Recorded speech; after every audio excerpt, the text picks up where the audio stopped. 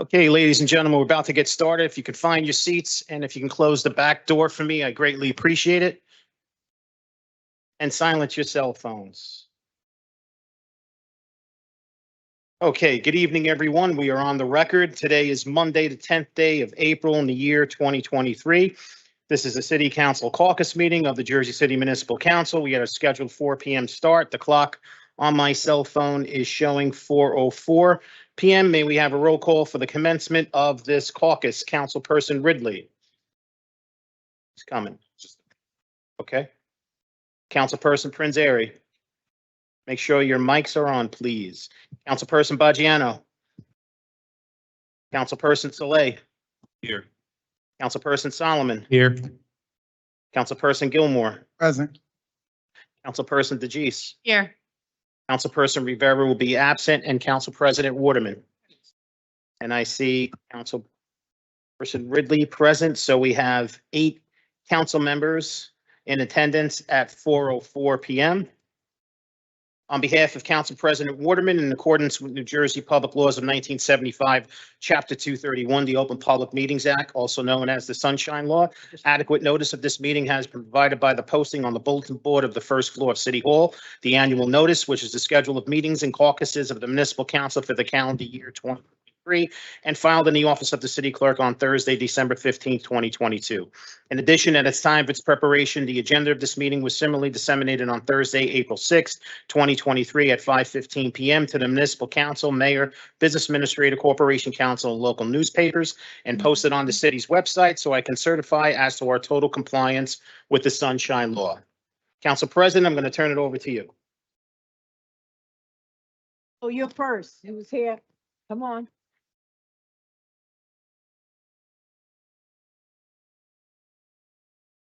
Good afternoon. Yeah.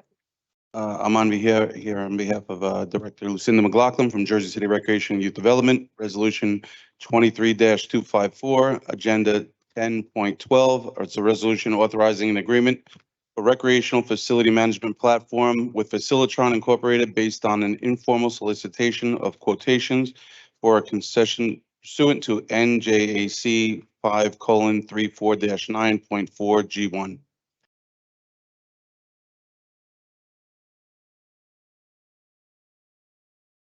Very much. Have a good day. Jay.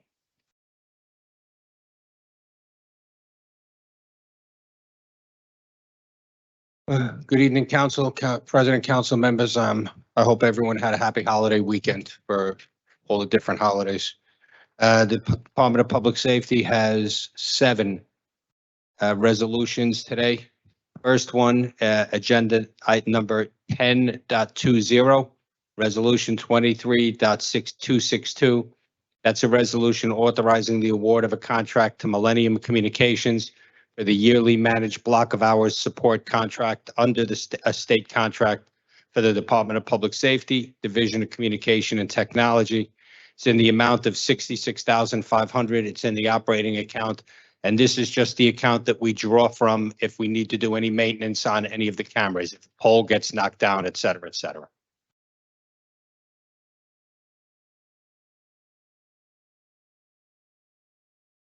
Resolution number 10.21, agenda 1021, resolution 23.263, resolution authorizing the award of a contract to the Institute for Forensic Psychology for the psychological evaluations of 100 police recruits for the Department of Public Safety, Division of Police. It's in the amount of $37,500. And it is in the operating account. And this is new recruits. We're not sure we're going to do 100. We probably will not. But that's what we always do, is we ask for 100. With regards to the evaluations, I see this is just for the recruits. Do we at any point do any evaluations of officers that's been there? Yeah, not routinely,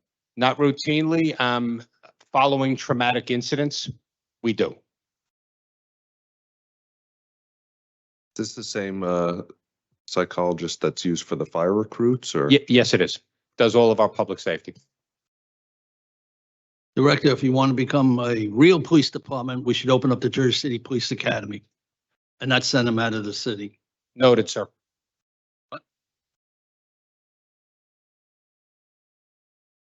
Yes, ma'am. Agenda item 10.22, resolution 23.264, a resolution ratifying an agreement with Robert Santilli Consulting for providing the maintenance and support for the police department's existing software applications. They were created by Robert Santilli. They're proprietary. It's in the amount of, I believe, $55,800. Some of you were here, remember this contract, maintenance contract used to be 100, and we were able to renegotiate it down when the original contract expired from when he created it. So it's 55,000. Again, it's from the operating budget.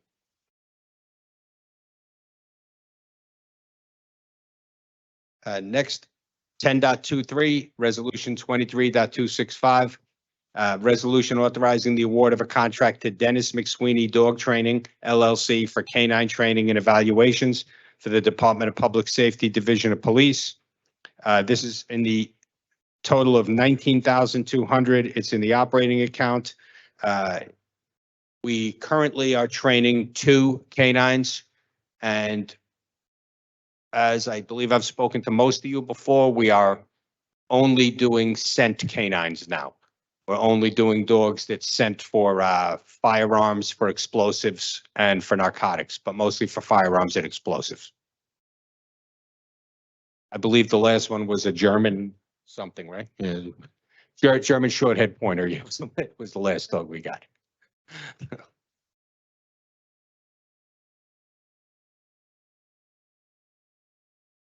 10.24, resolution authorizing the award of a contract to RTSP Union LLC for law enforcement union pistol range rental for firearms qualification tests of all City of Jersey City police officers for the Department of Public Safety Division of Police.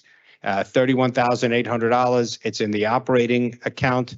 This is the range that we hire to do our required twice-a-year qualifications. It's strictly for the range. We provide our own range instructors and our own ammunition. And the new de-escalation center, which we hope to have open by next year, will remove the need to hire an outside entity. Director, why is it taking so long to open up the range down in 440, not 440 on the east side? Well, because we had to build it from scratch. We had to tear down what was inside that building. Then we had to hire the company to come in and spec it out so we could do it correctly. And then we're building it now. So we're near completion. Yeah, isn't this going on for over a year and a half, maybe 2 years, Greg? No, it's not 2 years, Oh. but I think it's moving fairly quickly for a government project. I'm very impressed with how fast the Department of Hit it right on the head, a government project. well, the Department of Public Works is bringing it in. All right.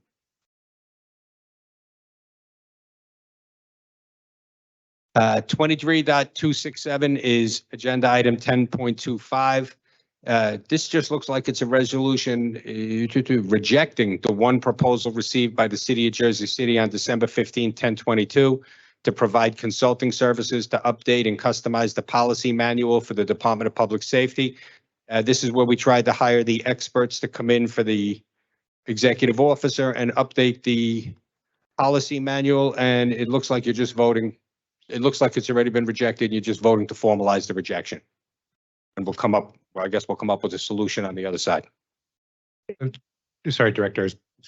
I was gonna ask, do we know why it was rejected? No, looks like. Could we ask just for the police department to update us by Wednesday? Exact numbers, but it's because of the cost. Okay. It just went over what we expected to spend on it. Got it.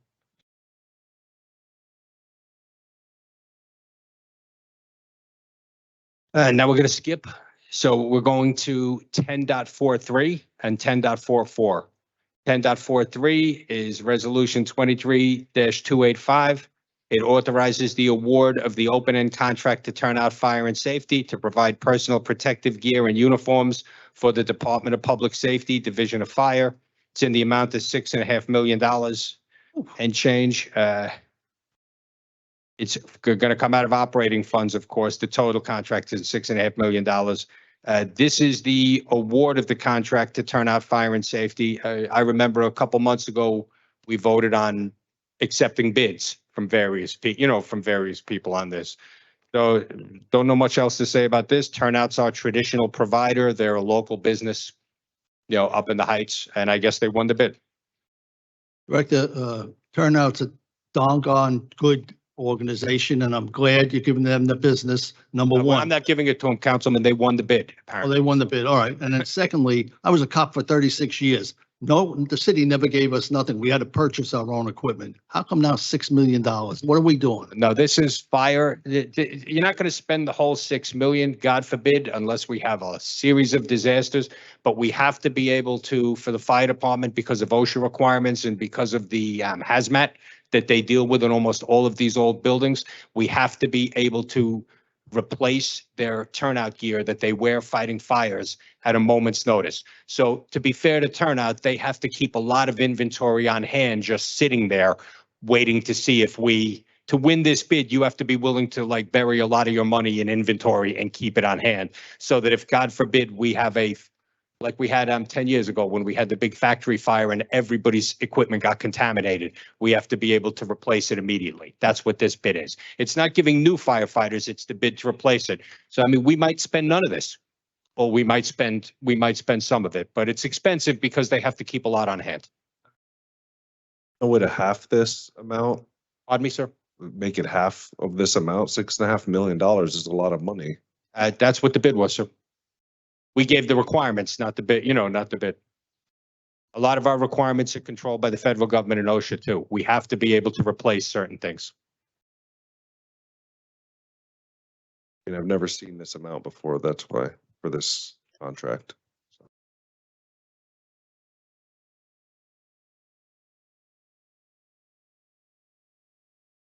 And the last one, 1044-23.286, back again. I understand it got pulled last time. Our old friend, the resolution for the contract to IXP to do the workshops, technology assessment and gap analysis for the Department of Public Safety, Division of Police. This is for the call center and the dispatch center through the New Jersey Cooperative Purchasing in the amount of $213,085. So, Director, this was something that came up at the, can you hear me? I can hear you now, ma'am. Okay, so there was conversation about whether or not the state can do the same kind of study of the systems and the processes at no cost to the taxpayer. So what my question was at the time when this was at our council meeting the last time was whether or not it could or would be an apples to apples review. Have you guys had discussion with the state as to whether or not they can perform the same kind of study? Yeah, my answer is the same as it was to you last time. No, they are not. We confirmed that with the state. The state does not do anything like this. They said they got multiple inquiries the day after the last council thing, and they told everybody the same answer. I don't know who the other people were. I assume the press. Oh, well, one of them might have been some of the people here on the dais. I Okay. can't speak for anybody, but can we just get that in writing or some sort of like confirmation of that from? I guess I could, yeah, I'll email them and see if they send this back an email. I think that would be helpful. Thank you.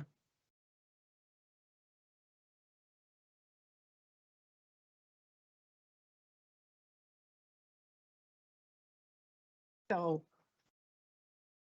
How much did we spend down last year for the turnout gear? I don't have that, sir. Yes. I don't think I'll get you that number. I'm just thinking back to our fires though. I can remember a couple where we had contamination, not a lot. So my guess is it's going to be, a low number. I'll look at the last couple of years. We just moved fire headquarters over those. So give me maybe a day or two for them to locate those numbers.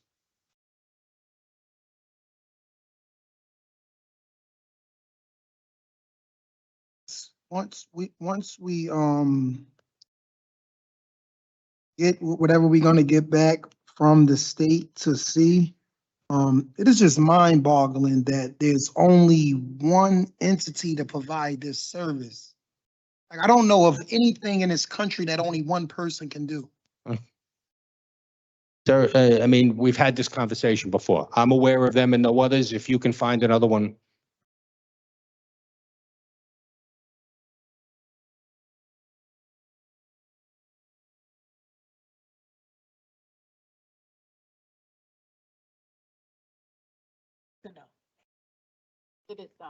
I just want to confirm, Council President, I will get you it in writing from the state if they provide it. That's obviously up to them. I'll get to it. But Because, I mean, even if we were to do the state option first, if it is not the same apples to it's not apples the same study, thing. And then, and I don't want to hear from the state that we need to merge or we need to do all these things that we may or may not already know. I would rather know exactly what the state can do versus what IXP can do, and then we can make the informed decision as to whether or not we're going to vote this. again, I'm going to request it. I'm going to have Billy call down, talk to the director down there again, but they don't, the only reason I brought it up is they don't work for me.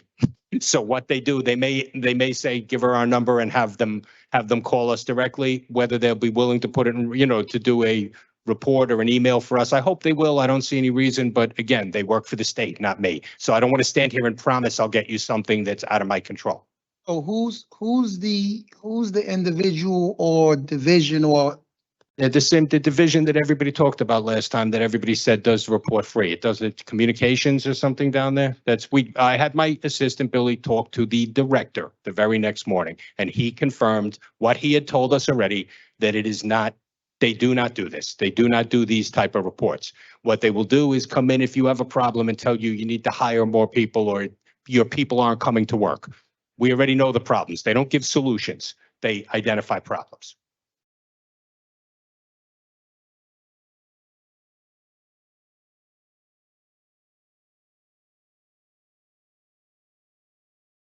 Thank you, Council President. Thank you, everybody. And again, I hope everyone enjoyed their holiday thing.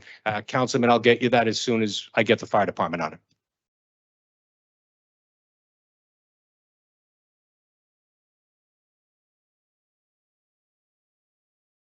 Good afternoon, President Waterman, members of the council. I have 7 items on the agenda. First one is 10/27/23/269. Resolution will authorize an award of a contract to Continental Hardware through the Hudson County Co-op agreement for the purchase and delivery of various construction supplies and equipment associated with the construction of the de-escalation center / pistol range. The amount of the contract is $200,000. Funding is available in a capital account. Director, can you just, for Wednesday, just work with the administration and just give us an update on how much we've spent on the project and, how much was originally allocated in the capital budget? Initial was $4 million. Yep. We're approximately $3.5 million at this point. We anticipate having the place open by January. Yep. Like everything else, Councilman, supply shortages has impacted as price increases and things like that. But I will tell you this, once this center is constructed, it'll be state of the art. There is nothing else like it in the state of New Jersey. And we'll be able to provide a full course of training in addition to the de-escalate in the simulation of incidents that had previously occurred. We're able to replicate in addition to other type of training that's deemed by the director and some company. Okay, great, thank you. Resolution 10/28/23/270.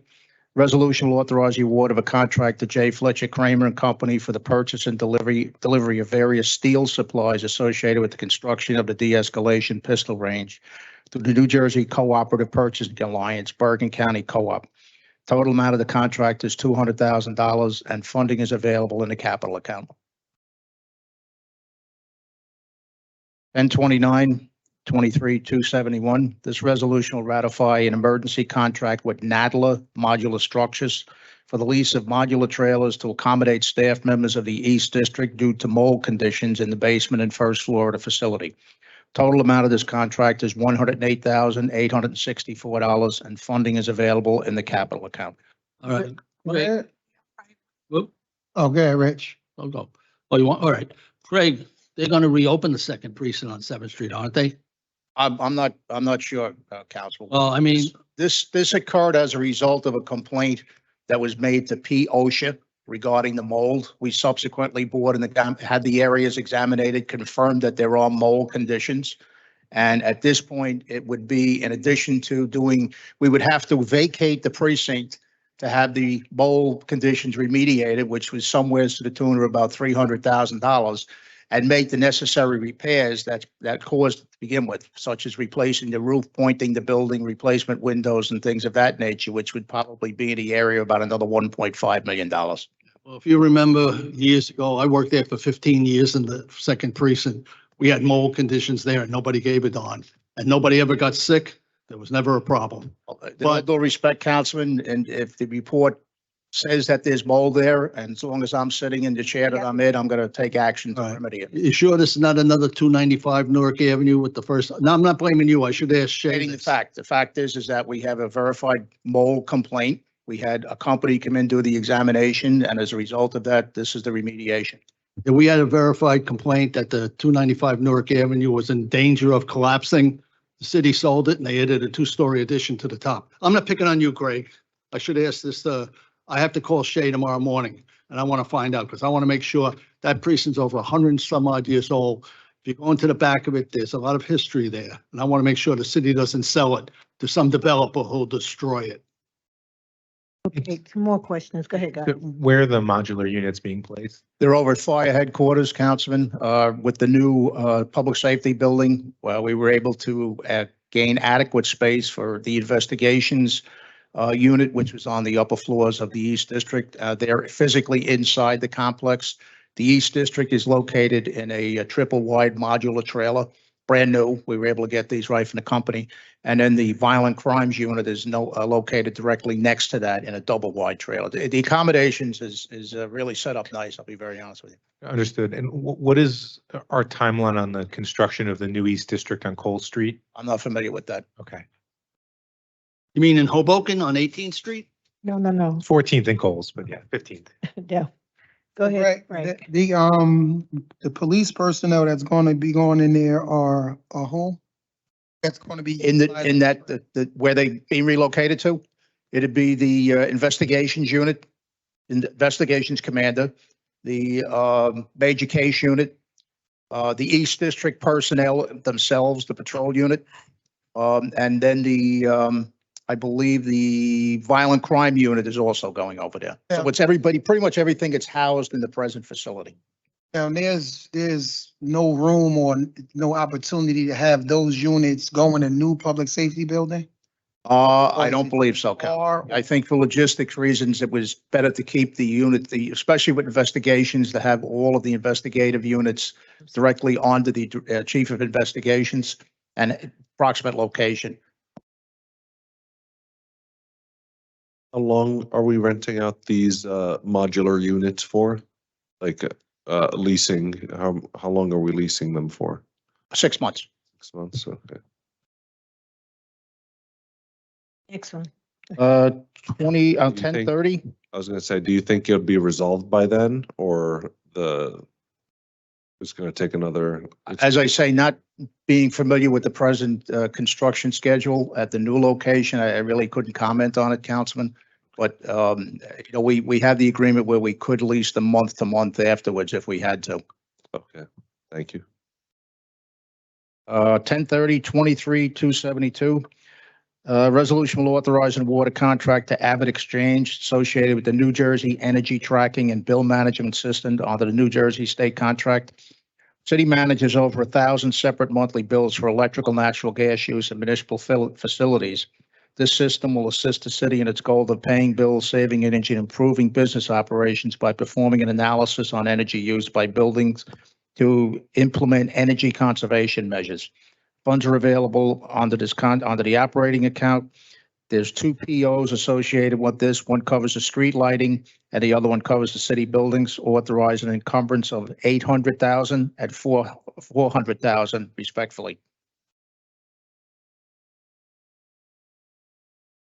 I was gonna say, what exactly are we getting? Their energy tracking?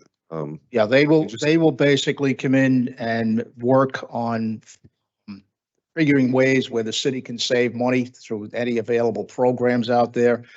Specific to just the street lighting alone, there's a lot of lighting that should be updated to the LED lighting. So they'll come in recommendations, which allows us to get back then to public service and work with them to get the updates done. And then apply for grants and things of that nature. We'll pay for them. I see it's 6.4 million, the total contract. That's the total contract, correct? Is that what we anticipate on spending? Is that? No, we have 2 temporary encumbrances, one of 400,000, one of 800,000. That was a total contract. We don't expect spending that much more. Eric, it just seems like it's such a large expenditure that maybe we should take a little more time and get a little more information on exactly what's being proposed, how it's going to reduce the costs, and, you know, maybe that expenditure is really our electricity bills built into the bill, but it is a lot of money to sign off on with, you know. All right, Just if a you'd little like, bit of counsel, time. we can withdraw this and I can get more information on it and put it on again. Yes. Be great. Okay. 1031, That's 10:30, right? We're gonna withdraw. 1030, Sean, Thank you. 272. Thank you. You're welcome. 1031, resolution will authorize the award of a contract to WB Mason Incorporated on the New Jersey State contract for the purchase and delivery of copier paper citywide. Total amount of contract is $120,000, with this resolution covering an encumbrance of $10,000, which is also funded under the operating budget.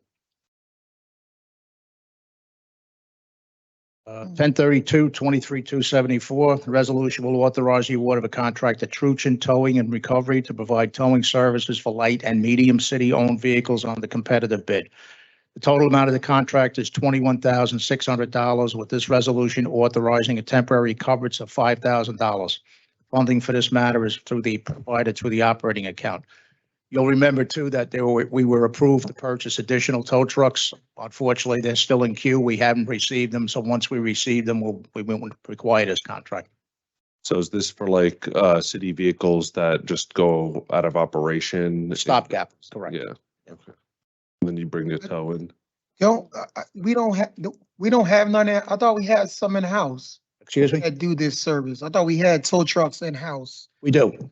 But obviously, if we have two regular duty wreckers and one flatbed, the tow trucks that we've ordered are still in queue. We've ordered heavier ones and tow trucks that could actually tow the fire engines and things like that. So this is basically filling a gap until we get them in. Okay.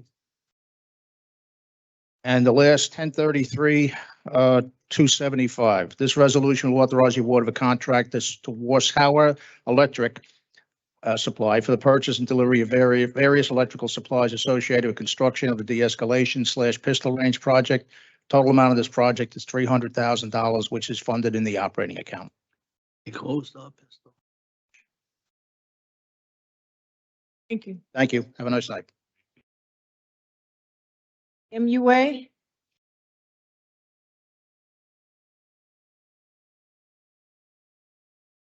Hello, Council President and Council. Joe Coviello, Deputy Director, MUA. We're here for ordinance 23-022, an ordinance amending and supplementing Chapter 337 Water, Section 13, Water Emergency Standards enumerated to include the lead service line replacement program. It's on the tabled agenda. It's 11.5 on the tabled agenda, last page of your agenda.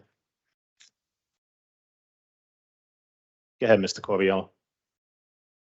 If there was any questions, I know we're looking to have a second reading on it, so if there's any questions from the council members. Yeah. there So was- one of the questions that came up and one of the reasons why this was tabled at the meeting had to do with the explanation of whether or not residents will be responsible for different permitting fees in addition to what they may or may not have to pay to do the lines. Now, if you're just asking us to untable this, I would assume that the answer is that there's been no changes made, but if you can walk us through that and let us know if there is potential to have those changes go in. Sure. So if they opt out and elect to do it on their own, they would apply for whatever permits that are required by the city, but then they can apply to the Jersey City MUA for that credit back through the process that we will have in place.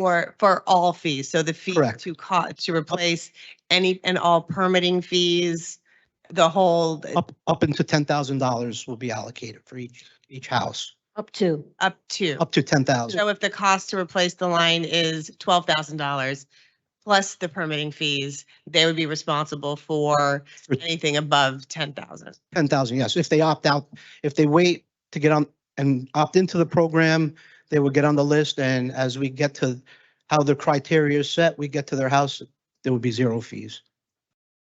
This is only if they opt out. Correct. Go ahead. So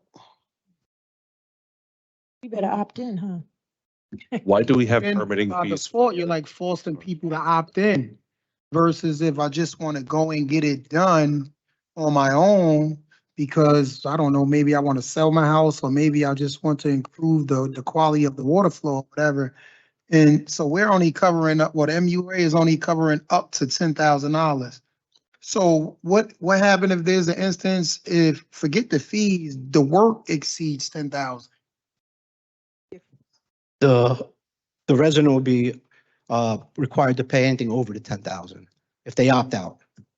Be responsible. And that's not average. It's the average price to do lead service replacement for a homeowner is about $8,000. So my next question, I guess, is what's the likelihood that something should exceed the $10,000 threshold?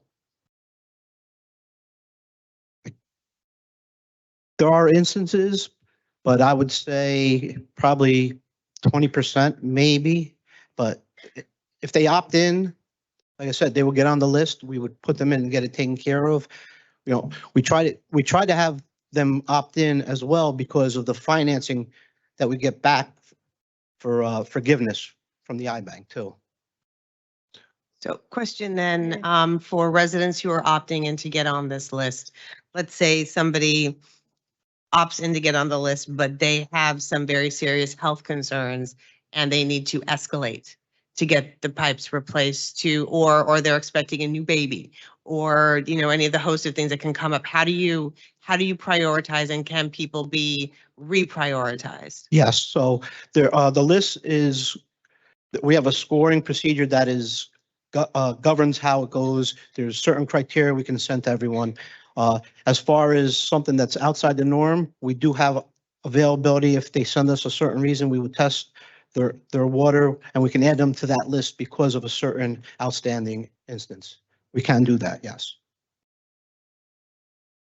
Why are there permitting fees for lead service lines? That is a city. That's the That's city. not the MUA, it's a city. So we should pass something that says no permitting fees for lead removal or lead pipe removal. That's a city. I can only speak for the MUA, but I think that would probably more be directed to the business administrator and. Yeah, I'm like, can we do that? It just doesn't make sense to me. Yeah, just We can certainly look into it. I just want to make sure there are inspections that have to be done with any replacement. So as long as those inspections can still be done and still be queued up in the process, so there's, you know, a method to the madness, I think it'd be okay, but I definitely want to, you know, Check. confer and then see if we can do that for everyone. Joe, let me ask you one more question. If a person decides to sell a home before the pipes are removed, would they have to disclose it to the person who's purchasing it? Good question. Good afternoon, Council and Council President. Yeah. I'm Ryan Skirbo with the Caucus Law Firm outside Mhm. the MUA. So as part of real estate law, defects that you're aware of in your home, you are required to disclose those. However, most people do hire home inspectors when they do a transaction like that. The home inspector would have access to that data both on our website where everyone's home is listed who either is suspected of having a lead line or confirmed to have a lead line, or they can do the investigation on their own by doing samples in the home. There are swab samples that you can do on a line to determine if it's lead or galvanized. Okay. Make sure the public knows that. Any more questions? No more questions, Sean, so it can come back on the agenda. thank you for your time. Thank you. Dahlia?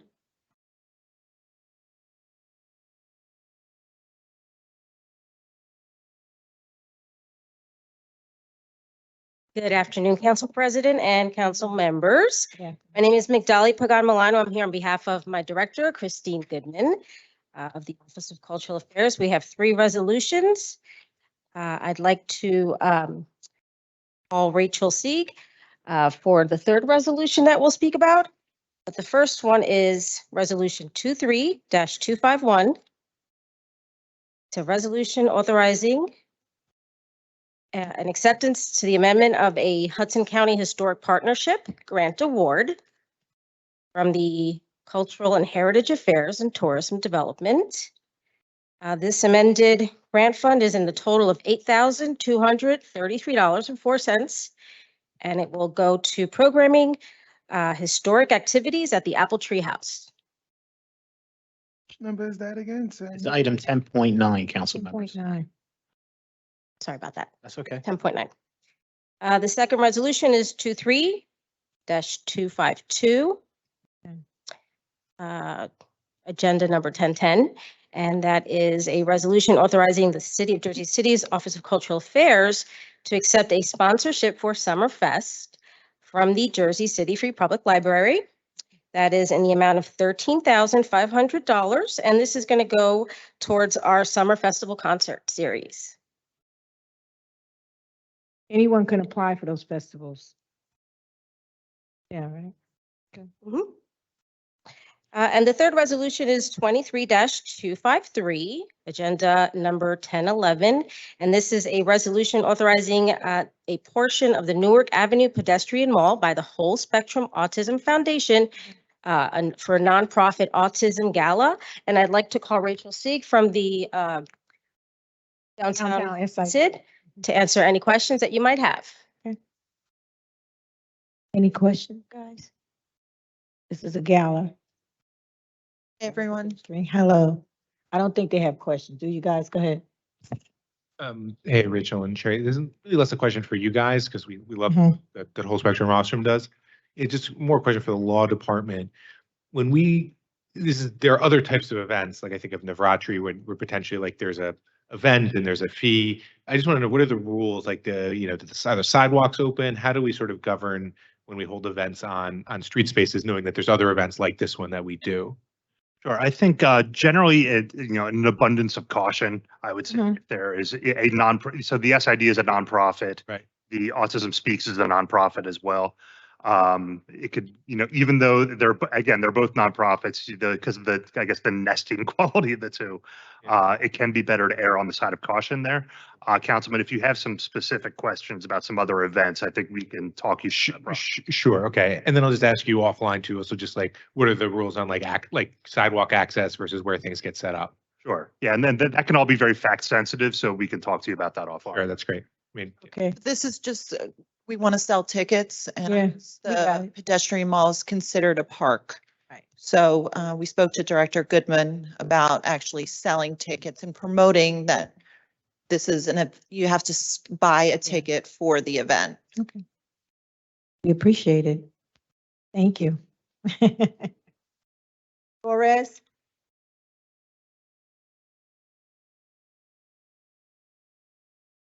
President, council Good members. evening. good evening. My name is Amari Torres. I'm a program manager with Direct Services under the Division of Community Development.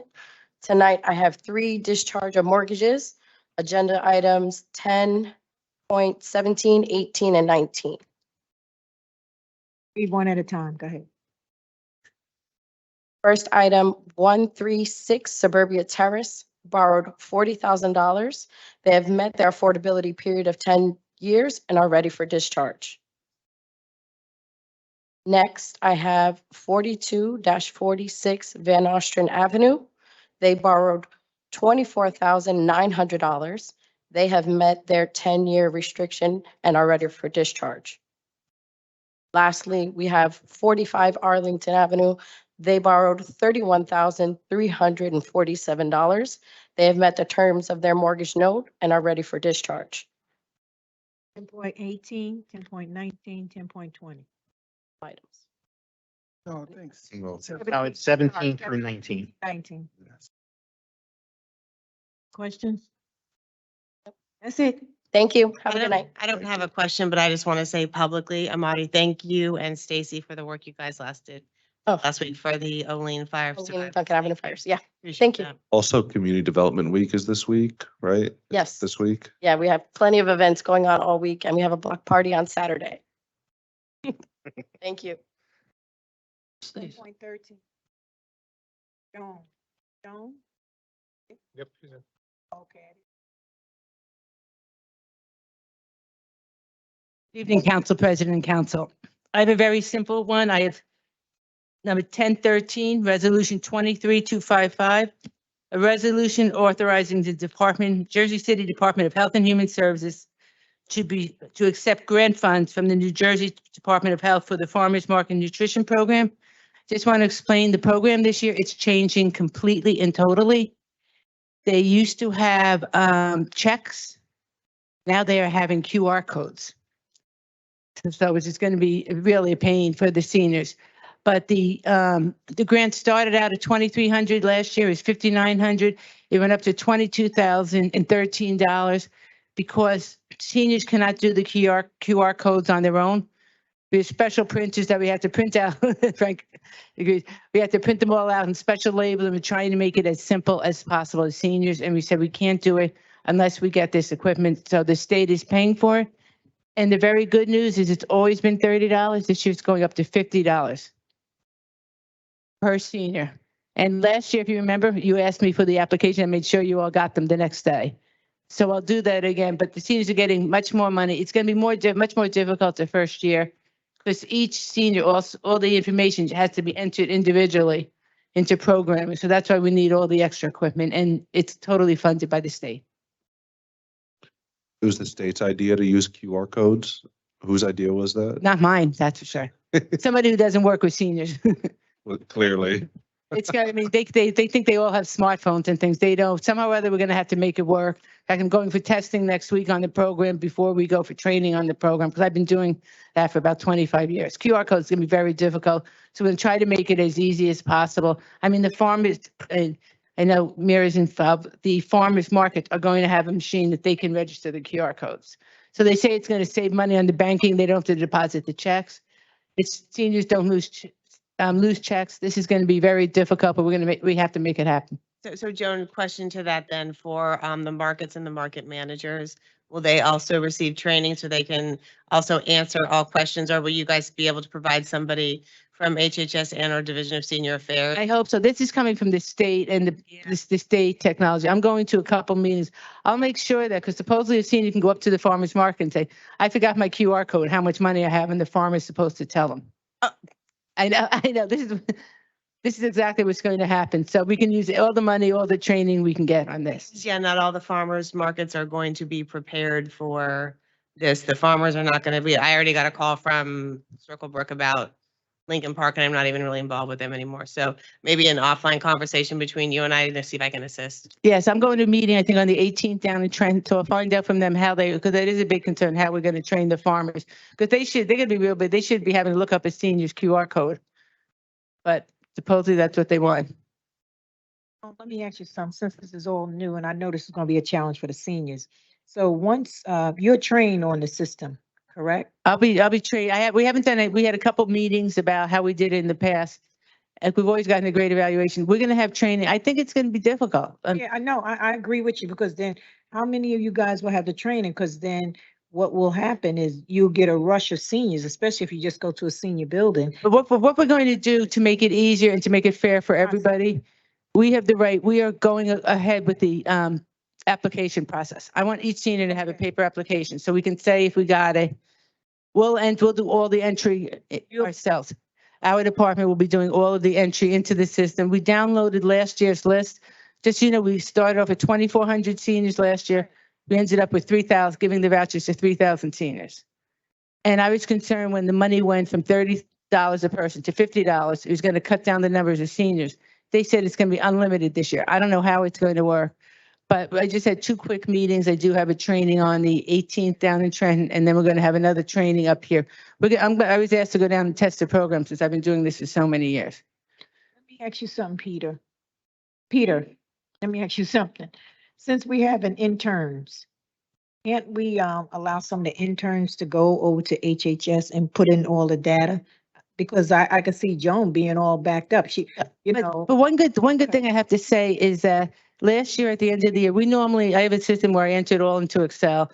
But last year at the end of the year, they want us to enter the birth dates, the telephone numbers, and all that into the system. So supposedly, once somebody gives us an application, right, we can just enter it and poof, it'll come out. It is going to be a lot of work. That's why we are trying to went to HR to get another person because Cliff Perkins had retired. So we're trying to get at least one other person because we need right. I have 3 office staff. I'm listening, but I know this is going to be a process. It's easier said than done. That's why I'm asking, because I know they're going to need help. And I know during sometime. I mean, we get interns all the time. And so maybe it's a possibility if we can assign some of them over to HHS, especially with this project, the project will move smoothly. Yeah, I don't know if that's I'm gonna just thinking, that's. repeat or repeat on this one, but I think that wouldn't be a problem. If we have interns, be more than happy to provide them. Right, because like she said, it's gonna be overwhelming. But we're going to try to find the system. I think we're thinking about putting the QR code on a label on a card. Okay. Giving the seniors that, and then we'll print a second copy, so we'll have it. This first year is going to be challenging, but Yeah. Oh, we'll get it to work. We're going to have over 3,000 applications this year, because in the past, we could never privatize it because there was a limited number. But 3,000 was a lot, so we'll probably get up to 4,000 this year. Okay, and we'll be getting everybody the applications as soon as they come out. Thank you. Gonna lose their mind with them QR codes. Thanks a lot, Joan. Eric? They gonna be, who's this guy? Good afternoon, Council President. Hey, how you doing? Can you lift up the mic? Oh, yeah, sorry, a little tall there. Is this better? Yeah. Okay. Good afternoon, Council President and council members. I'm the Assistant Director for Division of Housing Preservation, Eric Thomas Bullwith. Can't hear you. Move your mic up, Eric. Sorry, Yeah, just think you yelling at your coworker across the hall, that's all. there's another tall guy up here. He was doing really well. So I'm here on Resolution 23-258, Agenda 10.16, a resolution ratifying the award of a contract to Caucus LLC, doing business as Host Compliance LLC for the annual service contract for short-term rentals compliance monitoring and associated services under the National Cooperative Purchasing Alliance for the Department of Housing, Economic Development, and Commerce, Division of Housing Preservation. That contract is for $30,000. Yes, Eric, how many, I guess, summons did we issue for, illegally operating short-term rentals last year? I do not have that number, but I can definitely get you that number by tomorrow, actually. That'd be great. Thank you. Sure. So they just go online and check to see what short-term rentals are on? So they identify these properties, they determine who's advertising, and then they through GIS maps and a number of other internet-based searching devices, social media, they determine who the host is, also who the owner is, and they provide us that information, notify us via web portal. Thank you, Eric. Oh, okay. Thank you. Have a good night. Thank you. Ed?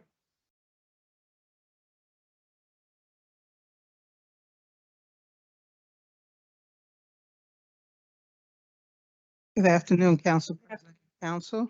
I have two items on the agenda. I have agenda item 10.8, which is resolution 23-250.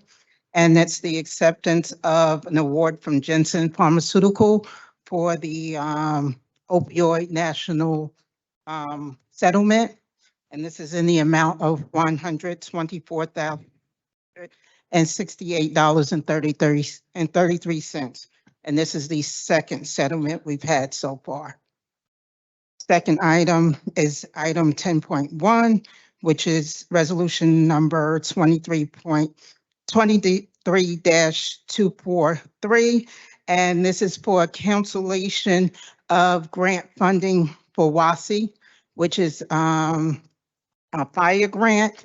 They, from 2021, the original grant came in at 1.8 million, and it was reduced by $45,000.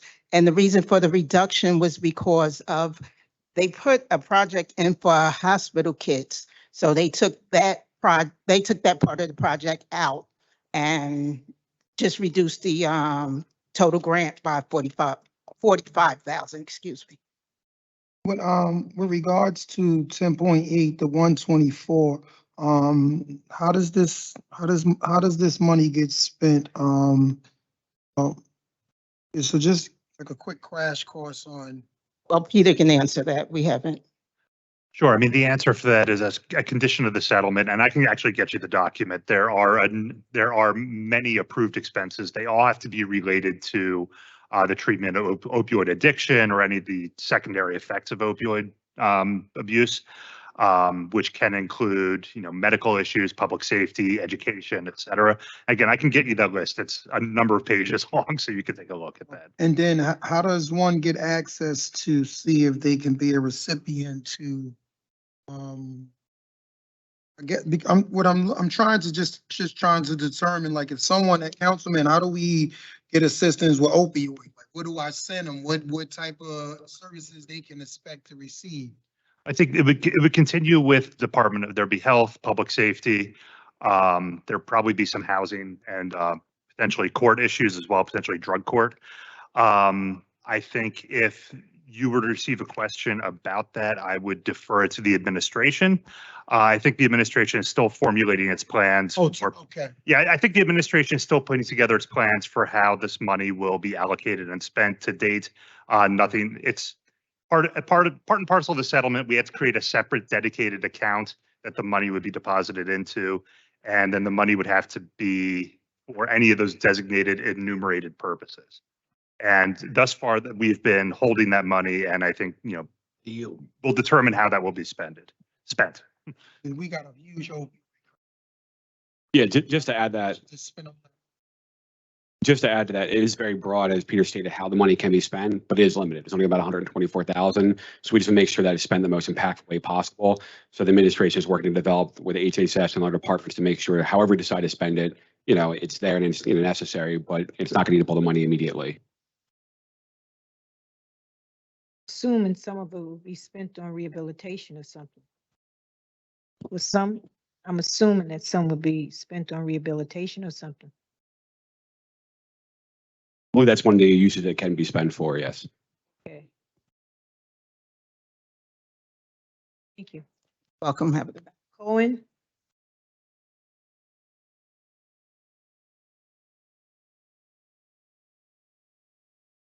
Good afternoon, Council President and City Council. HHS Division of Food and Nutrition has one item on the agenda tonight. Resolution 23268, agenda number 10.26, a resolution authorizing the execution of a memorandum of understanding with the Ocean Towers facility, permitting the city of Jersey City to use the Towers facility to host the senior citizen congregate lunch program. This is just an updated MOU for the terms of the current program.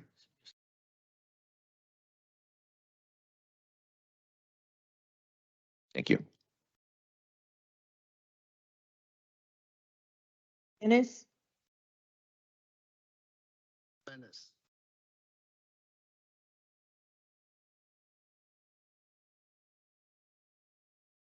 Good afternoon, ladies and gentlemen of the council. My name is Dennis McIntosh from the Finance Department, Division of Treasury.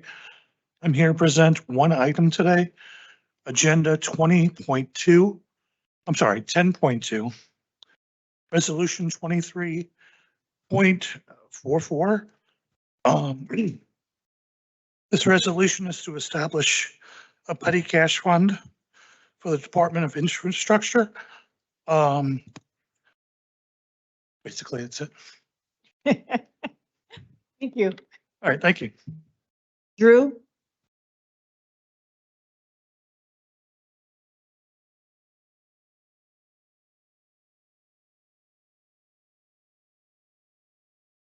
Good afternoon, Council President, Council members. Here with the team from the Department of Infrastructure, we have a couple resolutions and about 4 ordinances. I'm going to start with the Division of Engineering. We have an amendment, resolution agenda item number 10.34, resolution number 23-276. That's an amendment to an existing professional services contract. Just from starting construction on Central Avenue, we ran into some unforeseen items in the field, and with COVID and the supply chain issues, it just extended the amount of the contract and inspection services that were associated with it. Any questions? Call up Brian Weller to talk about the next one.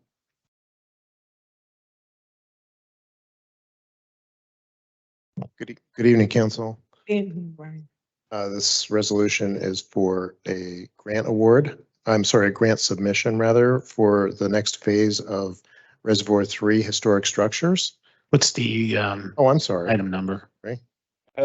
Resolution 23-277, agenda item 10.35. Thank you. Yep. So this resolution is to submit for the New Jersey Historic Trust next phase. It'd be for Gatehouse number 2.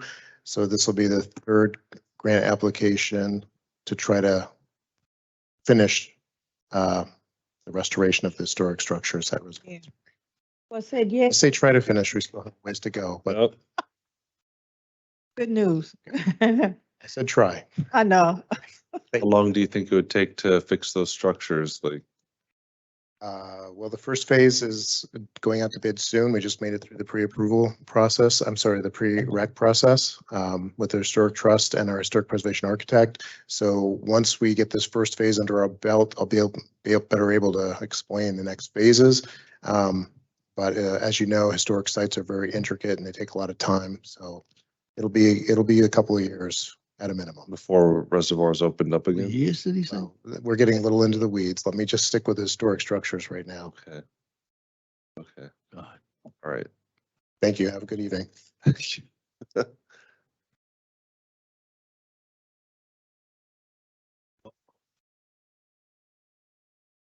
Good afternoon, Council President, members of council, Mike Manzella, Director of the Division of Transportation Planning.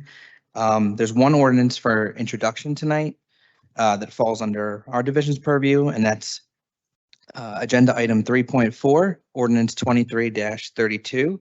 And that's a franchise ordinance. Oh, I'm sorry, wrong number. Item 3.5, ordinance 23-33. And that's an ordinance of the city council accepting the dedication of a portion of Van Kuren Avenue that was reconstructed in accordance with an NJSEA zoning approval in 2021. The Hillco site was redeveloped, and as part of that, they were required to sort of straighten Van Kuren Avenue where it has currently a hard 90-degree turn. So the developer has completed that work and is ready to dedicate that right of way to the city. Questions? Okay.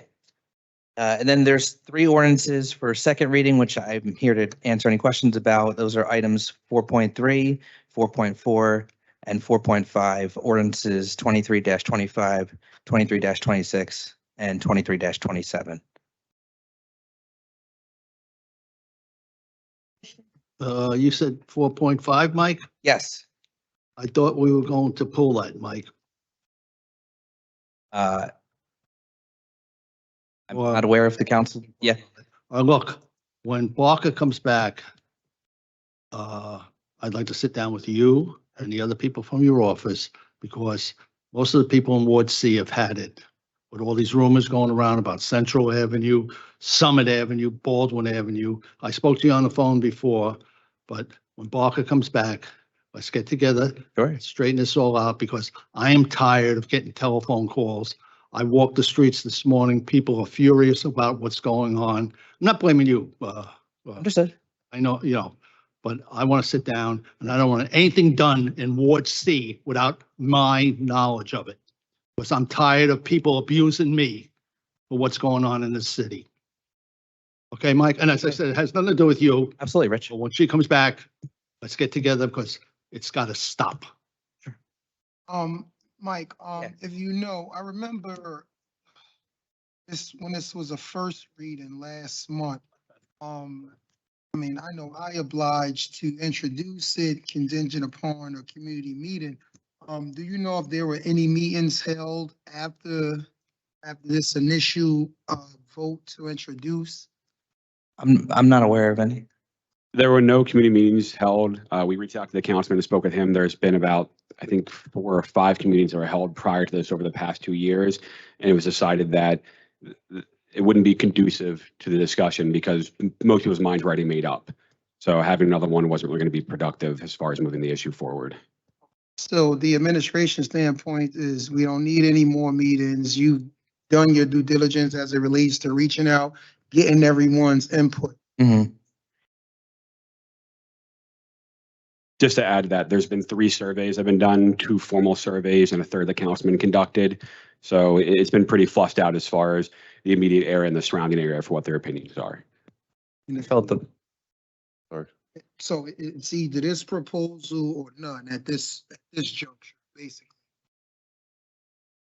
But the MTICs are part of it, but it's not, this is just one element of the different safety plans offered. Correct.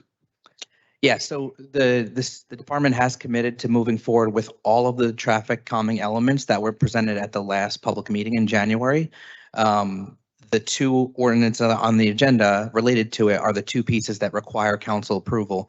So that's designated the left turn lane on Tonelli at Van Winkle and the proposed one-way on St. Paul's Avenue between Tonelli and Liberty. I felt like the agreement that was struck at the last council meeting was that there would be a month-long study, with the support of Director Kears to get more input from the field. Like we know how the residents feel about it. Like they're not enthused about it, but we were supposed to, pause this, I guess, and then get more feedback from. So I'll defer if that's necessary. Just be wise to the one thing we did reach out to figure out is how much the study would cost. Right now, it's about 10,000 plus a week to run the temporary one-way road. So if the council feels it's necessary, we can start and pursue it. But there is a financial cost to that too. So So they're gonna do the study. So I mean, like, said they did it for a week, right? They said the councilman stopped. Again? They said Stop it again? the pilot. So my understanding, we provided the information. Understanding, Yeah, based on the director, because she's not here. yes, They did do a pilot for a week. She correct. said the reason why the pilot stopped because she was informed to stop it because the councilman wanted it stopped. Okay, that's what she said. But that I just complained that I sat in traffic for almost a half hour to go from Kennedy Boulevard down to the building down the block, a block away, because of the traffic coming across Tonelli. This is what I'm saying, Mike. There's over 400 people that I understand signed a petition, over 200 in the Indian community. And, this whole thing, something has to be done. And also, you're worried about St. Paul's. How about Baldwin Avenue where 2 people have been killed by cars and nothing has been done? So there's other issues in this city that have to be taken care of. And Mike, as I said, I'm not picking on you. Mike. No, understood. Look, I think, as a department, we're willing to take any direction from the council as to the next steps. This was our recommendation, and we're happy to support whatever direction the council would like us to go into. My question then, I know that there were a couple of different iterations of traffic calming measures. Yes. And I know one of the ones that also had some stalls with the pilot was the roundabout. In part because of the enforcement, but in the opinion of traffic, do you feel that a one-way or a roundabout would be like an equal help to solve the solution, or do you feel that one is better than the other? So what we heard in the public meeting in June after the mini roundabout pilot were they weren't as well recepted as some of the other traffic calming measures. And what we heard the feedback from the community is that it wasn't going to be enough. And that's why we went ahead and proposed a one-way for the full length of St. Paul's. We did a 1-week pilot. In reviewing the results of the pilot and the additional community feedback, we proposed a compromise whereby it would be just the 1 block of St. Paul's that would be one-way westbound and leave the rest of the street 2-way to sort of balance out the traffic between the 2 streets. So I don't think it's necessarily one or the other. I know that what we've heard from the community was that the one-way, when the pilot was in effect, it was the safest for those residents who live, directly on St. Paul's. And I only ask that question because I think that there's an agreement that some measure has to be introduced here, but it sounds to me in the feedback I've heard from residents that they did the roundabout, they didn't like that. Well, then the next solution was a one-way and they really didn't like that. And then the next solution was a partial one-way and they didn't like that either. And now they think the roundabout might be a better one. So I know that maybe the idea was to not have any more community meetings around that because you feel like it's been sufficient, but maybe a compromise here to the councilman is to just say, these are the three solutions we've come up with now. These are the reasons why we feel these are the best three to maybe help garner a little bit better consensus here, because it seems like every time a new solution is proffered, they want to go back to one that you guys already did. Right. So that's some of the feedback I received anyway. So that's just maybe some thought here as a way through, because we don't want to have something happen while we're going back and forth. Sure. Trying to figure it out. And sometimes you do just have to make a decision like we did on Municipal Avenue doing the road diet, which felt counterintuitive, but nobody's been hit and dragged across the intersection since we made that decision. So it was the right thing to do. Right. So that's, I mean, that in my experience, that might be helpful here. Yeah. So the compromise is what? Just closing off the one block, you just said, of St. Paul's, correct? That's what the ordinance is Right, calling that for. was- Yes, that's correct. Right, because they wanted to do all of St. Paul's, but they didn't agree to that. So then they came back, and so the compromise is just to one block. That's what this ordinance is about. So based on what the councilwoman is saying is that we done put forward about 3 efforts here. So you got to try something at this point, because it's the safety of the residents. So it's just one block. So you should try the one block just to see. Kennedy Boulevard down there. No. Right. What block are you talking about, Mike? So the ordinance calls for making St. Paul's Avenue westbound one way between Tonelli and Liberty. So just that first block on the westernmost All street. right. Why don't you speak to a couple of the council people that live up there, Bettinger, Lipsky, and the judge that lives there, and get their opinion? And also, Mike, you know, half of this problem is because the Broadway ramp has been closed for what, 2 years? Has anybody high official in this city, beside myself and a couple others, called the state and said, let's cut the crap out and open the damn ramp? Nobody's done nothing. And it's a joke. And this is one of the problems. You'll get that Broadway ramp open and you'll see a big difference in the traffic, Mike. As I said, Mike, I'm not picking on you, Mike. But there's other people in this city that are not doing a damn thing. And I'm tired of it. I'm taking the calls from down there, from 400 people down there, from Little India down there. They're furious because this traffic is going to end up on their Newark Avenue. And you can't even move on Newark Avenue right now. You're going to end up putting hundreds of more cars. So, and as I said, there's other areas like Baldwin Avenue, people being killed, other streets, people being killed, and nothing's being done. So Yes, you got your work cut out for you, so we're going to figure out. Certainly a lot of issues to take care of in the city. And the last thing I just want to add, just to add on to what Councilman Prince Aries said, just to put on the record, my understanding is that there's other things you guys are planning on moving forward with. And I think the councilman and his team have looked at, obviously the bump outs, I think are in motion. Yeah, so speed bumps are there. Yeah, so I could pedestrian enumerate it. So right now on St. Paul's Avenue, the department has already installed curb extensions at Liberty and Skillman. There is an RRFB at Skillman at the school. There's speed humps on each of the 3 blocks of St. Paul's between Tonelli and JFK. All of that would be put back in the new plan once it's repaved this summer. And then additionally, what we're proposing is at Skillman, where the school is, to put a concrete pedestrian refuge island in the middle of the street so that it does a couple things. It shortens the pedestrian crossing distance. It will hopefully discourage a lot of what we're seeing today is a lot of wrong way driving for folks trying to get up to the light at JFK. So we think that will help certainly with that problem. I think what we heard from the community was not only just the aggressive driving by folks trying to cut through using St. Paul's, but then also just the number of truck traffic. So that's something that really is tough to address. And one proposed recommendation was the one way of that one block. And then, so the last thing was the chicane as well. And can you just explain what that is? Yeah, so chicane is basically essentially what's a bump out, a concrete curb extension mid-block. So another way to just sort of physically narrow the street to kind of get people to slow down. So we can do that as well. All right, Mike, but let's sit down with the people in the neighborhood. You know, I know the two young ladies very well, on St. Paul's that want the street closed. And I try to explain to them, we will work on other issues and with other ways of getting the traffic slowed down. All right, Mike? Sure.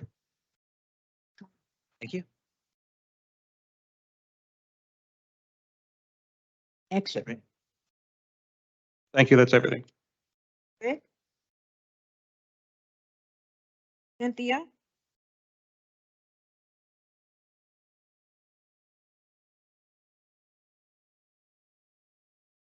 Good evening, Council President and fellow councilmen. I'm here for Resolution Item 23-256, Agenda 10.14, a resolution amending Resolution 23-101 to include City of Jersey City Drug Alliance's existing board members in addition to the 14 newly appointed members.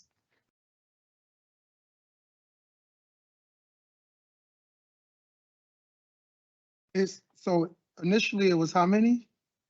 We appointed 14 new members, and these are people who remain on the board because they have existing seats. They never left. The other board members who were appointed were people who left and we had to replace them.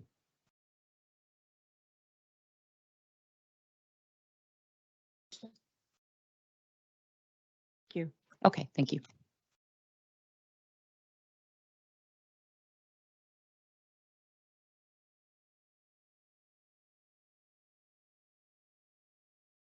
I think we have Isaac and Josh and Will from Fair Share to present. Hello, Madam Council President. Can you hear me? Yes, I can. Hear you. Yes, ma'am. I'm here to present Josh and Will about items 3.1 and 3.2 ordinances 23029 and 2330. We have a presentation we'd like to give the council if the council president permits.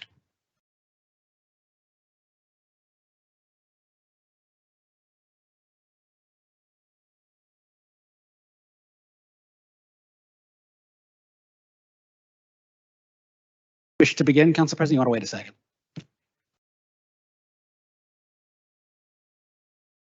Say, ma'am? Okay. The old man. He does have some extra, sir. Okay. So, yes, we're here to present on the right to counsel and developer fee ordinances. The reason that this is coming to you, of course, is that Jersey City is going through an eviction crisis. In 2018, the last year for which we have solid data, there were over 14,000 eviction filings in Hudson County. Jersey City is, of course, the largest city in the county. And as you can see on this map, some of our neighborhoods have much higher eviction filing rates than other parts of the city and the county as a whole. Now, the problem is one that we all know, which is that rents are skyrocketing in our entire region. In fact, between 2021 and 2022, we saw a 10% increase in rents in this area of New Jersey, and wages are not keeping up, right? 71% of our tenants in this city are rent burdened, according to HUD. That means they've got a third of their income going to their rent. Now, this is just simply a part of the regional shortage of affordable housing. This is piling on top of a more broad issue, which is that in landlord-tenant court across the country, 80% of landlords have legal representation, while just on average 3% of tenants in landlord court do. This creates a severe power imbalance in which, for the most, you have thousands of flimsy evictions going through because there is no real resistance. Unfortunately, the group that this impacts the most in our country are African American women, who have an eviction rate far higher than any other group in the country and 3 times as high as other ethnic groups of women. And getting evicted is not just being forced to move early, right? It has severe long-term effects. Research has shown that evictions have long-term effects on children's academic performance in school. It has a long-term effect on families' ability to find quality housing long-term. And the housing instability that you get from repeated evictions is shown to cause severe effects to mental and physical health. It's even really correlated to increased hospitalization rates. Our solution, of course, as you all know at this point, is right to counsel, where the local government will provide legal counseling and or representation to tenants in their jurisdictions. And our proposal is that such a division be created in Jersey City. Now, this is not a totally new idea. There are 15 cities in the country that have already adopted right to counsel. That includes our neighbors in Newark and New York, as well as Louisville, San Francisco, Boulder, New Orleans, Baltimore. And there are 3 states that have adopted right to counsel, and 3 counties in New Jersey are piloting right to counsel programs. That includes Hudson, where Commissioner O'Day has put forward a sort of limited right to counsel that is funded by American Rescue Fund dollars until 2025. More importantly, the council has been demonstrated to work basically everywhere it's been tried. Research has shown that in every city that has right to counsel, the number of tenants getting evicted has been decreased. In Boulder, for instance, the percentage of people that received an eviction filing who stayed in their homes went from 23% before right to counsel was enacted and has increased to 63%. Quite simply, having legal representation levels the playing field. In fact, this right to counsel has produced lower eviction filing rates as landlords learn that they need to justify and prove their case, and more flimsy cases are not filed because landlords expect actual resistance. In New York City, we have seen a 41% decrease in the filing rate since right to counsel was adopted in 2016. Now, our proposal for Jersey City is the creation of a division of tenants' right to counsel under the Department of Housing, Economic Development and Commerce.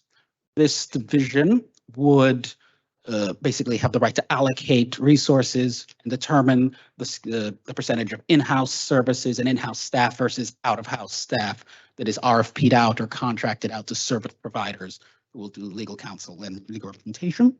This is the same exact structure that Newark has. They have their right to counsel services under their Department of Housing and Economic Development, and it is very close to the exact same the system that New York City has in Philadelphia and Minneapolis. Now, the funding mechanism we have assigned to right to counsel will require that services be for low and moderate income tenants. That is people making less than 80% AMI, which for 2022, according to HUD's numbers, that is for a family of 4 in Jersey City, $92,000. And for a single person, that's $64,000 a year income. Now, once right to counsel would be phased in fully, which according to our ordinance is 2026, any person in these categories would be entitled to legal counsel from the division. And then the division director, through a criteria that they laid out publicly, would determine and prioritize which cases will go for legal full representation. Now, based on our estimates and a sort of rough budget proposal, we think that with a $4 million budget, right to counsel in Jersey City could serve up to 8,000 people in terms of legal counseling. That is based roughly on our percentage of the county population and the county numbers of filings. That would cover, we believe, all or effectively all of Jersey City's share of the eviction filings. And we hope that we project that 1,500 of those cases would have full legal representation. Now, this budget you see right here would be up to the director's determination of how many of these lawyers or paralegals are going out-house versus in-house. It's completely up to the director's discretion as far as the law is proposed. Now, we all know the budget situation, and so our proposal, we tried to make sure that this proposal has zero impact on our regular homeowners and taxpayers. As such, we're proposing that we fund this program through through development impact fees, in particular residential development impact fees. These are commonplace in the state of New Jersey, very commonplace. Over 100 municipalities have them. In Hudson County alone, Union City, Hoboken, and Bayonne have residential development impact fees. And then you have Edison and Woodbridge and Cherry Hill and Brick. Residential development impact fees are also common in other cities throughout the country. Chicago, Houston, Philadelphia, Miami have them when they use them for various things, affordable housing and schools and various things. And to discuss more in depth about this issue of the funding mechanism, I'd like to bring in Mr. Fairhurst and Josh Bowers from Fair Share Housing. Good afternoon, Council. I'm Joshua Bowers. I'm a senior staff attorney with Fair Share Housing Center. It's really wonderful to be here with you. Just as a, as a first pass, I just want to stress that, we at Fair Share Housing Center are very supportive of this concept of a right to counsel program. I think the efficacy of a program like this is, the data really speaks for itself, that when we have this kind of a program in place, it really, it really demonstrates that we can help people stay in their housing. And, one of our big things is trying to get more housing built, get more affordable housing built, and break down the barriers to affordable housing. On the back end of that is making sure that we can help people stay in their housing. So, we're really here to talk to you about the development fee ordinance piece of this, the potential funding mechanism. It's hard to overstate just how commonplace this kind of a development fee ordinance is. To date, Fair Share Housing Center, I believe we have agreements with 350 municipalities, and each and every one of them have adopted a fee that's very similar to the one that is before you. And there are several dozen other municipalities who we don't have agreements with, who've also adopted this kind of a fee ordinance. It's important to stress that these kinds of development fee ordinances are, first of all, expressly permitted by our Constitution and by a Supreme Court case that dates back at this point over 30 years. And what our Supreme Court said at that time was it instructed the agency that was in place at the time, the Council on Affordable Housing, to actually go back and create rules and processes for how we will actually implement a development fee ordinance, and how we can make sure that the funds are ultimately spent to the betterment of low and moderate income households. And that's actually one of the things that COA did right. And so for probably the last 30 years, we actually had, and we still use, very similar regulations around these development fees, that have been in place. As you're surely aware, since 2015, after a lot of dysfunction from COA, the Supreme Court basically returned everything back to the courts. So now anything that has to do with affordable housing or using affordable housing fees now goes to the court. And so one of the things that's important to keep in mind on that front is, well, what does that mean for the development fee ordinance that is before you all? As you probably know, if you've read the news and you've heard all about the affordable housing, there's hundreds of municipalities that have had to file so-called declaratory judgment actions in the Superior Court to show that they're actually complying with New Jersey's Mount Laurel doctrine. On this front, Jersey City actually gets a bit of special treatment, like many of the other urban aid municipalities. You actually get sort of a special treatment in that you don't actually have to present your complete affordable housing plan. You can just present your development fee ordinance. And I think there's plenty of good policy reasons for why the system is created that way, to make sure that our urban cities are actually collecting these fees and spending them to promote things like rehabilitating affordable housing, and the like. After that, so that's mostly, so the process, really as it is, it's really quite simple. So what we would ask you to do is to adopt the development fee ordinance, and then what you'll have to do is then actually file a declaratory judgment action with the court, where the court's going to review it, and the court's going to look at it and analyze kind of, how you've set up the ordinance, and ultimately how you plan to spend the fees that you're going to collect through the ordinance. As I mentioned before, there's 350 other towns that have adopted an ordinance that's very similar to this, so I don't anticipate too many obstacles on getting the ordinance itself through. And, ultimately that process can be, it can be pretty simple, especially if we're really just focusing on the ordinance itself.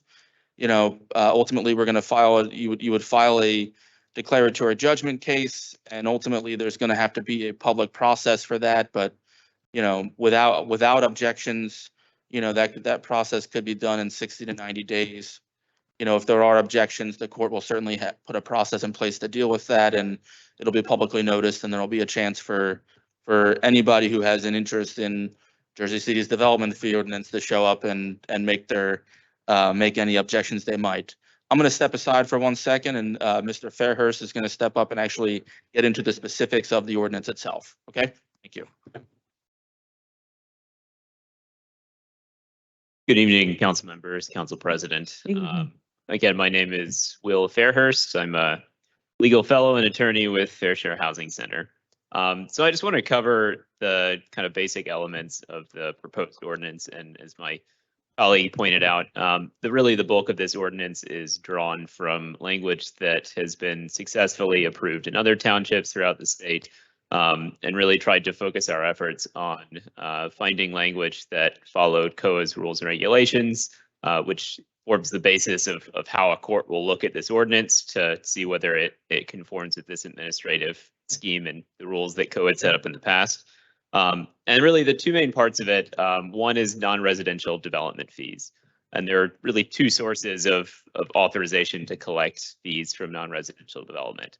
The first is the New Jersey Fair Housing Act itself, the 2008 amendments to it, and also the New Jersey Statewide Non-Residential Development Fee Act. The latter one, the Non-Residential Development Fee Act, actually requires municipalities in the state to charge fees on non-residential development. You have to then remit those funds to the state. In order to get to keep that money, you have to develop your own local development fee ordinance and spending plan. So you're already required under state law to collect non-residential development fees. The purpose of passing this ordinance allows you to retain those funds to use them on efforts to create and preserve affordable housing. And basically the way the non-residential fees work is it's a 2.5% fee on what's called the equalized assessed value of a property, which is essentially trying its best to kind of come up with an appraised value of land and improvements. And there are a few exemptions to this. So educational nonprofits, houses of worship, government buildings. There's a list of developments associated with transit hubs where you would not have to charge the fee. But it, in general, is the 2.5% is set by statute from the Non-Residential Development Fee Act and through COA's rules, and it outlines a process for what types of developments. Anyone that might be subject to it has an opportunity to see if they qualify for an exemption up front before a fee might be charged them before they would get their final certificate of occupancy. And the second component are residential development fees. These are authorized under the New Jersey Fair Housing Act. Once again, urban aid municipalities like Jersey City do not need to prepare an associated fair share plan. Urban aid municipalities are explicitly exempted for having to undergo that process. You just have to come up with a development fee ordinance and spending plan for how you're going to spend the money that you collect. Once a court approves those things, you're able to collect these fees and use it to further affordable housing. And there are also a few exemptions for residential fees, most importantly, affordable housing developments.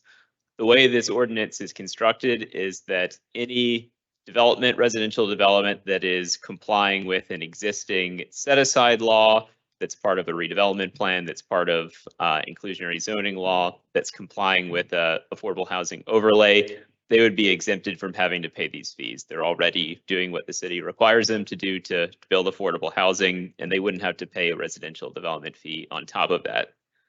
In addition, buildings that are demolished or rebuilt as a result of a fire, a flood, a natural disaster, and also small additions, accessory dwelling units, anything where you're not changing I guess the intensity of use of the structure. Those would also be exempted from residential development fees. Once you collect these funds, 80% of them, you'll put them into a local affordable housing trust fund. 80% of the funds can be used to create affordable housing opportunities. So this could include rehabilitating affordable housing that already exists, constructing new affordable housing, or affordability assistance. And in some cases, municipalities have done things like helping tenants pay upfront costs associated with new rentals. And then a maximum of 20% of these funds can be used for administrative expenses. In this case, I think the bulk of the funds would be used to fund the Right to Counsel program. And these are less restricted funds that can be used for preserving affordable housing and administration of the program in general. So those are the key elements of it. I'm certainly happy to take any questions about the particulars of the ordinance, or if my colleagues have any other questions. Thank you. Questions? So I just want to kind of better understand the exemption and being an urban aid municipality, because the way that I read the state legislation, the way that I understand it is that should you decide to spend this money that the development fees are earmarked to help municipalities pay their fair share to build their own affordable because they were not doing it before, or they say they need assistance too.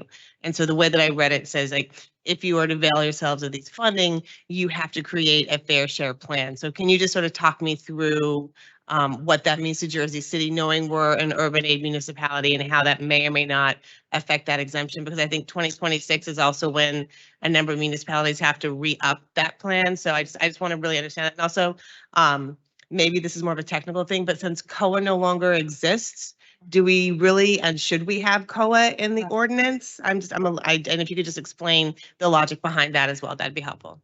Absolutely. So urban aid municipalities like Jersey City in the COA regulations are explicitly exempted from having to go through the fair share process before you're allowed to submit a development fee ordinance for approval. Other municipalities would have to show that they've developed a fair share plan before they would be permitted to come up with a development fee ordinance and spending plan and get that approved. So the COA regulations do explicitly exempt municipalities like Jersey City from having to go through that process. But I think the bigger question is, why do we keep saying COA? And when the authority to review ordinances was transferred to the court, it did not entirely dissolve the scheme of administrative rules and regulations that supports these types of ordinances. A court is going to draw upon COA's rules, COA's regulations in order to make the decision of, does this conform with the administrative scheme that the state set up to charge these fees? So the reason why we keep making references to COA is the rules are still important, but the decision maker, the authority to decide whether the fee ordinance conforms with the law, is going to be the Superior Court. And then are there any other the municipalities that you work with that do the developer fee? Are any of them urban aid municipalities? Yes. I think of the several examples that we provided, I mean, certainly Newark, Woodbridge, there are many other urban aid municipalities that have gone through this process, and they've not had to prepare fair share plans if they didn't want to in order to get an approved development fee ordinance. Okay, but none of them are using them for right to counsel. They're using them for their affordable housing and their fair share components, whatever that constellation looks like for them. They're not using them for right to counsel. However, we do have experience with urban aid municipalities have had a little bit more flexibility to use, in particular, the admin portion of the funds.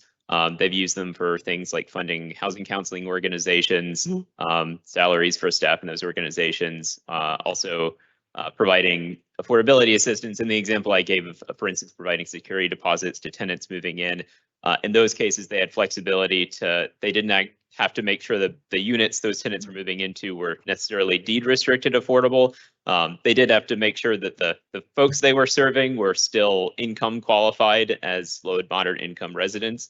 But they generally, urban aid municipalities have had a little bit more flexibility, which is why we think right to counsel still is in line with the applicable rules. Thank you. Next, anyone? Yeah. Go ahead, Go, Rich. go. Go ahead. Oh, all right. Have any of you spoken to any of the small landlords that own smaller buildings and property? Because during COVID, I got calls from people who didn't pay rent for 14 months. And once COVID was over and they were working, they split. and they owe the landlord 14 months. One tenant owed the landlord 18 months. And then are you going to pay the court costs for a landlord to go to court if the person that you're defending in court, the tenant, is wrong? I'm certainly not a landlord-tenant attorney. Ultimately, this would still go through the landlord-tenant court process, and small landlords would get their day in court. They would obviously have the opportunity to have their own counsel as well. But the people, what's going to happen is people are going to say, well, I'm going to have an attorney, so I'm not going to pay rent for 6 months. I'm not going to pay rent for 8 months, et cetera. Go to court, all right? And who's getting screwed? The landlord. So there has to be some compensation or something done for the smaller building owners. I mean, these types of landlords, they've always had the opportunity to go to court. I mean, obviously the COVID situation is, of course, you know, we're in the middle of a pandemic and we're in the middle of a COVID health emergency. You know, we're talking about, you know, how we're going to operate in, you know, general everyday life. Landlords always have the opportunity to have access to the courts. The question here is, will tenants have an opportunity to have representation? If the landlord has a valid reason to evict somebody, they're going to have a valid reason to evict somebody, and it doesn't matter whether there's you know, legal representation there or not. I don't think it's not a barrier to evicting somebody. It's just making sure that when a landlord is actually evicting somebody, that they have valid, justified reasons under our laws. Yeah. Well, what I could see happening is, I'm a tenant. I'm not paying you rent for 6, 7, 8 months. And I know I can go to court and be represented by a lawyer. And then we go to court and the judge rules, you know, in favor of the tenant. I mean, come on.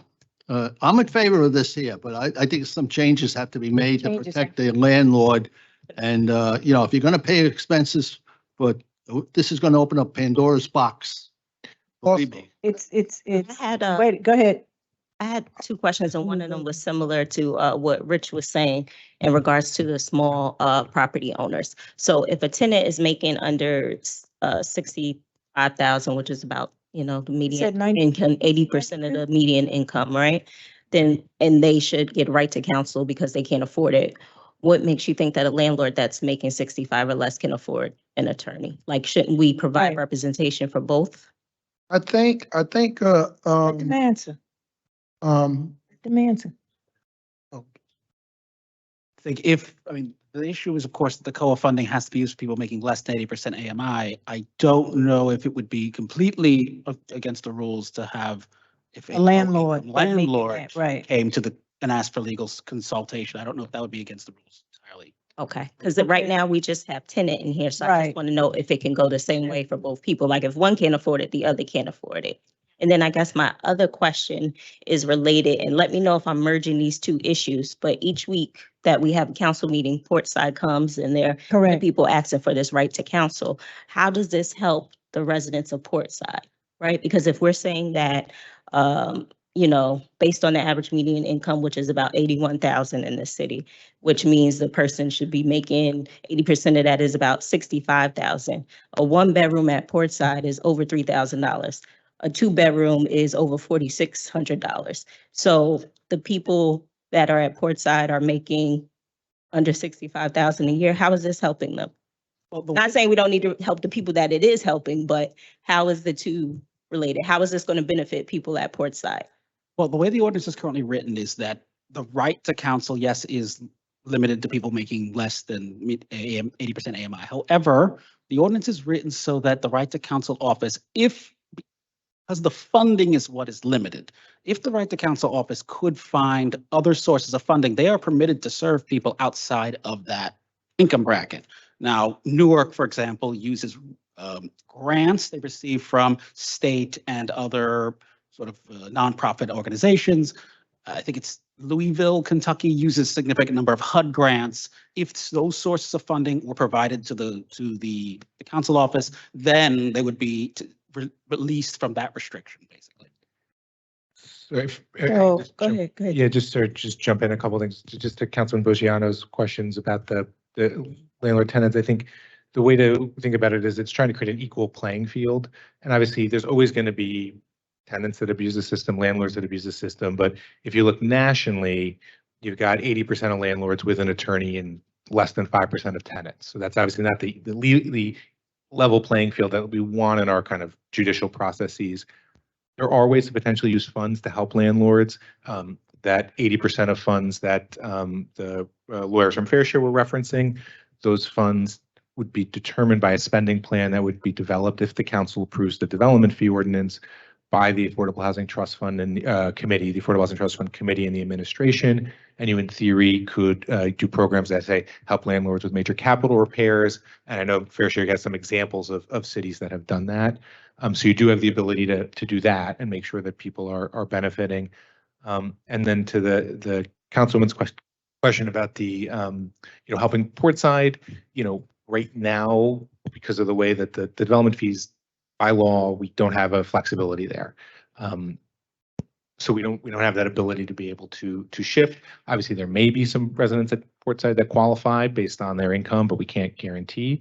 But hopefully, what we're trying to do is the issue you saw at that building is obviously not just at that building. We see it across the city with landlords who engage in those types of practices. So we think that the ability to receive consultation and hopefully representation will help so that someone in a different building with a different income doesn't have to do what Portside did on their own. They spent months and months and months of research and organizing to get to this point. And ideally, you'll be able to go, anyone across the city who meets those income guidelines can sit with an attorney and get consultation. It doesn't have to do, basically create their own research and law firm, which is in essence sort of what the Portside tenants have done. And I think Based on process of when a person is evicted, they don't have no representation in the court at all? You mean they stand before a judge with no representation? It Is our system is like that? It is possible, and not only is it possible, but it happens quite frequently. Generally, the right to an attorney only attaches for certain criminal or quasi-criminal offenses. The right to housing, if you want to couch it as there is no right to counsel there. Now, let me ask you something. Based on the way this ordinance is written, we would have to hire another legal team. That is correct. Now, Because I'm concerned about that because based on our conversation with the legal team here, it's very hard to get help because of our salary. Our salary is so low. So I'm just curious if we hire another legal team, their salaries will be higher. I'm because then I have to go back to what we did when we did the salary analysis. That will be an unbalancing too. Listen, we want to get it right. Okay. We want to get this right because we all do believe that people should be represented. There's no doubt in our mind. Okay. But the thing is, how do we do it? That is the big question here. All right. And we want to know. So would that be a problem? We need to know this. We need to know this because we deal with this other than them. All right. That's why I'm for right to counsel, but I want to make sure it's done right because when they're gone, then we get calls from other departments. Our salary ranges are not right.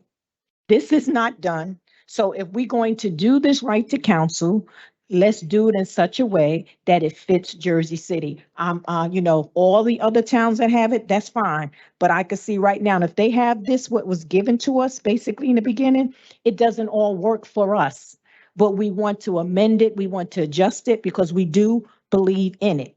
We're concerned about that legal piece because I'll be back to square one with the salaries. And not only that, why can't the municipal court has a role in this? You got lawyers there. I'm just like, and there's different ways we could do this. One other question, Peter, just so you have the questions around the salary piece.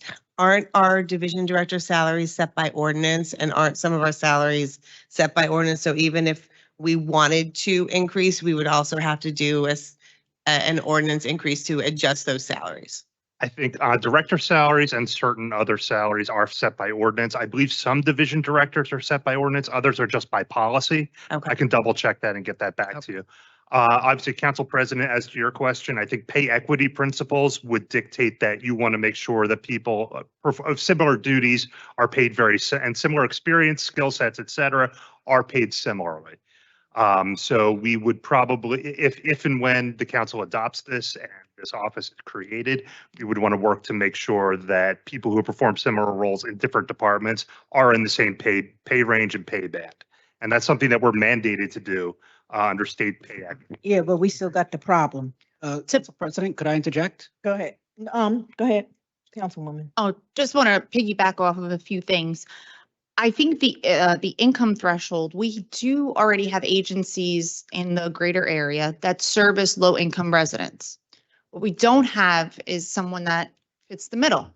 So people who don't qualify for Northeast Legal or the waterfront, but still facing an eviction would be incredibly expensive. So I don't know if we could look at tweaking that or come to a discussion on a fair threshold. And I understand that, our hope is that one day we can, but that's not what's being outlined now. I am of the same mindset of the councilpeople of the landlord-tenant rights.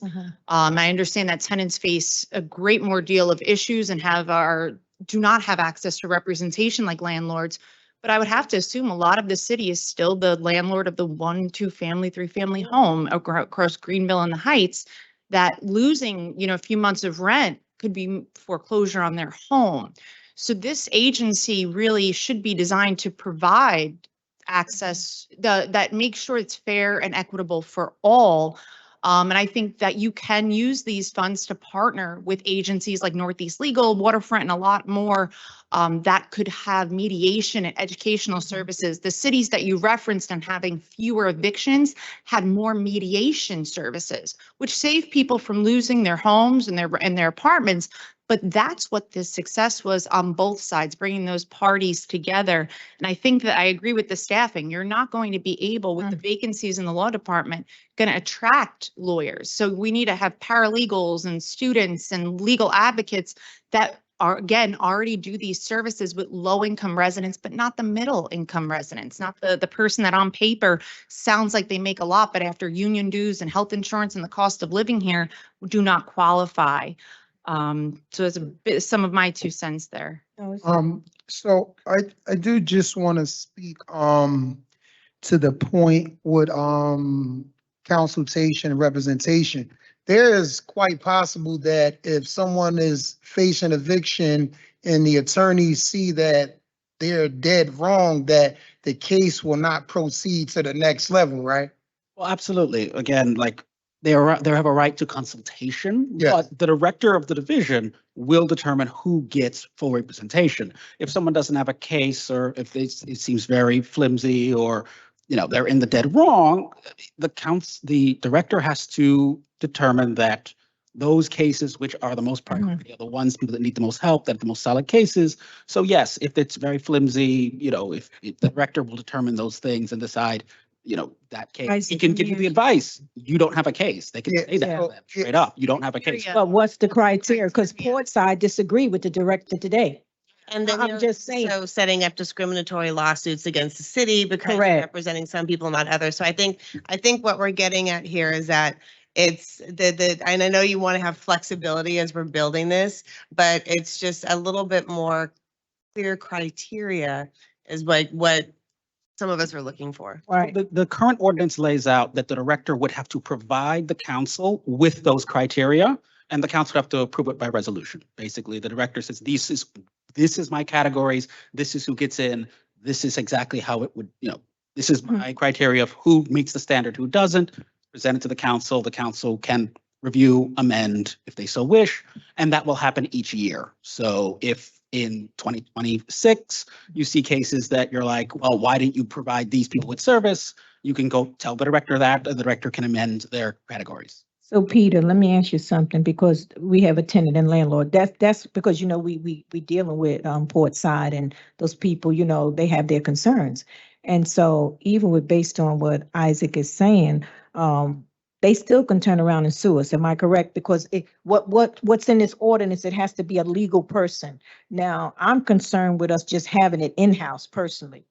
Right, and Because I just think when you deal with tenants, to be perfectly honest, to me, you need an independent body that will handle it, because if they don't agree with what we did as a city or the decisions that was made, they would want to turn around and sue us, because then they say, oh, I mean, we in it. People say all things, this your favorite one, this one higher, this one. It's, we go through this. And so we want to make sure this is right for the tenants. It's so important. So to me, it seemed like an independent body would work better with this, not in-house here. They can give us a report. Just like, when we send out different grants, like if you go in the grant department, there's a criteria that they must follow. Do you understand what I'm saying? No, And then they have to, show it to the council. If it's an independent body, then it seemed like everyone could be more happy, because then they won't feel like the council had any 2 cents in it. They didn't say nothing to the director. You have to factor all this in to the way people are thinking, because you want to make sure whatever you give people, because once something like this is released, you're giving people hope. You really are. And I don't want to play with people's emotions. Like, just like Isaac had said, based on the statistics, the majority of people who deal with this is single African-American women. Now, they will come to me and say, every time you guys have an issue, or you saying you want to put something forth, you want to say it's always African-Americans. But when it's time to produce it, then we are the last one on the totem pole that get help. So at this point, I don't want to go that way. If I can, Peter, just jump in, sorry, because this is Council President and others have expressed concerns around having it in-house, in addition, fees for lawyers. So just to be clear, the ordinance, it does create the division with a director. Beyond that, everything in the ordinance creates the definity that at least some, but potentially all of the lawyers hired are going to be out of house and out of organization. So it gives the director the authorization to issue RFPs. And it's modeled, and Isaac gave list of cities, versions of this in New York City, Newark, a few others, San Francisco, that have that model. So it was based on what other cities have done. So they deal with those questions of conflicts by having these outside organizations put their RFPs together, outline the criteria by which cases are taken. And obviously, I wish there was even more funding in the proposal, but we know that given the current funding, we want everyone who qualifies to get that consultation. What are your rights? How do you get forward? But then only certain folks will get representation, but that will be based on clear outlined criteria that have to be reported on an annual basis. And that's written into the reporting criteria based on some of the concerns that have been brought up in earlier conversations. So I think the goal is to try to address all of those in the ordinance, but also not prevent a future director from having the ability, they're going to take time to create an office and really think about the ordinance. And they're going to then be able to work on determining all of the details for, okay, how's this office going to run? How do we think about this? And really giving, a real leader the ability to kind of shape the right to counsel office moving forward. And then the last thing is to the council, Moen Panzeri's point, as a director level position within HETC, those positions are not set, salaries are not set by ordinance. So that is set by administration, but it would have to follow all of the criteria. So there's obviously the minimum salaries, there's a salary disparity. So at least the director would have to have their salary within the ranges set, match the other division directors. And then beyond that, obviously salaries would be set via RFP. To Councilwoman DeGisa's point, all of the projections envision paralegals, envision law school students as part of the process to be able to provide those consultations. But again, the RFP process and the outside partners would determine the exact mix. So I can't say, oh, it'd be, this many paralegals or this many lawyers, because those RFPs are going to come in and determine that as the funding stream sort of picks up speed. But again, like you said, people would be coming in for services. Some of these individuals already have access to services that we don't have to go through. And then to your point of, the department, why wouldn't this fall under tenant landlord that has an existing, director that would be able to put out those RFPs? Yeah. So for tenant landlord, that the director of that office does have to make determinations like Director Hendon and now Director Richardson are doing in the Portside case. So we wanted a different director responsible. And then we also wanted a person who could be the leader and the visionary for the program, but that would also be accountable to all of us in the public for the director level position. To signify it's a really important investment as the city, but we do have somebody who is accountable for the work that they're doing. So that was the reasoning on having a division. And we obviously, there's a lot of overlap with HEDC, and Director Chialon's a great leader. So we thought that was the direct housing kind of connection was the reason to kind of put that in together. And then your point correct that there are many other organizations, Northeast Legal Services, Waterfront, that serve people and have income criterias. Based on our conversations with them, they currently don't have the funding to serve everybody in those income guidelines. So that's why it was a mix of what you're correctly saying, the middle income in Jersey City, family of 4, 92K, family of 1, 64K. But also lower because we know right now Waterfront and Northeast don't have the capacity to serve everybody, even at the lower income levels. I think instead of duplicating the services, Thank you. expanding what they're already doing is a. Yeah. Yeah, and I think, sorry, we should phrase it, but that's 100% right. This basically, there's the county funding that's coming, but we don't know if it'll continue after 2025. But they wouldn't. It would expand exactly what you said. It's expansion, not duplication. Expansion of what they're able to do and the people they're able to serve. It wouldn't duplicate what they're doing.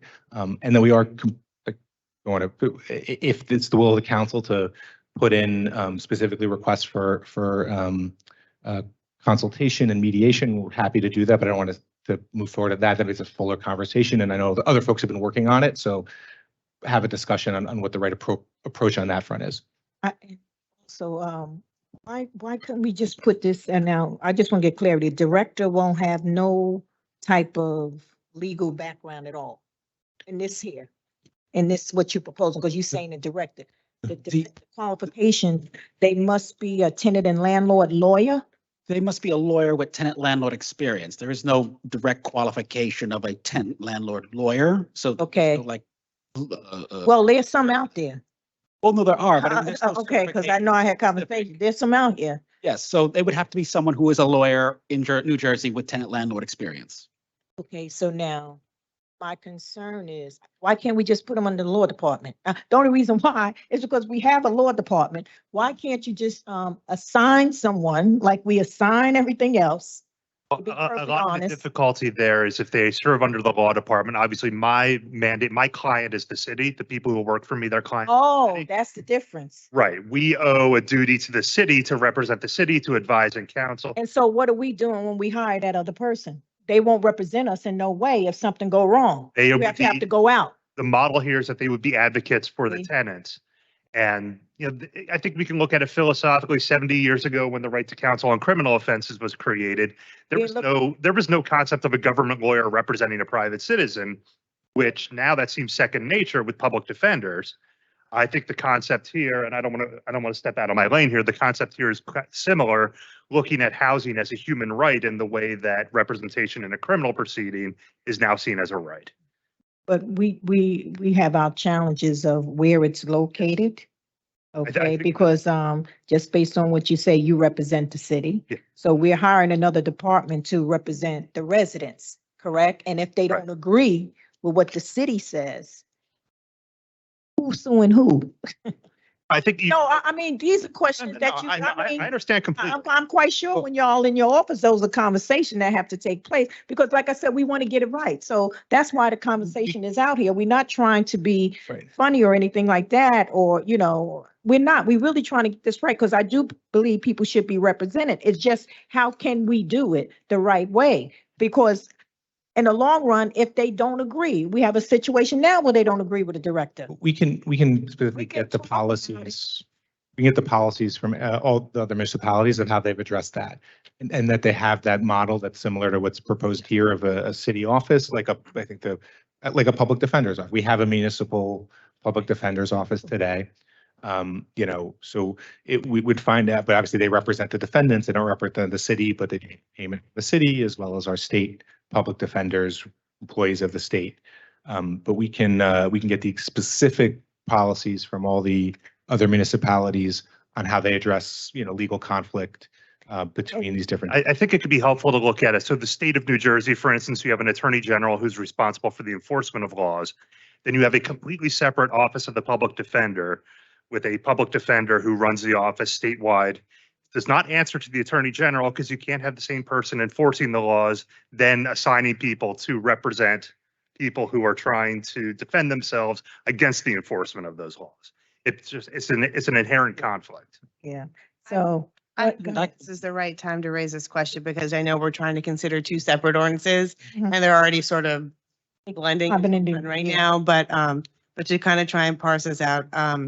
So when we're looking at the funds that are going to go into this potential new division, but you're also looking at the landscape of evictions in Hudson County.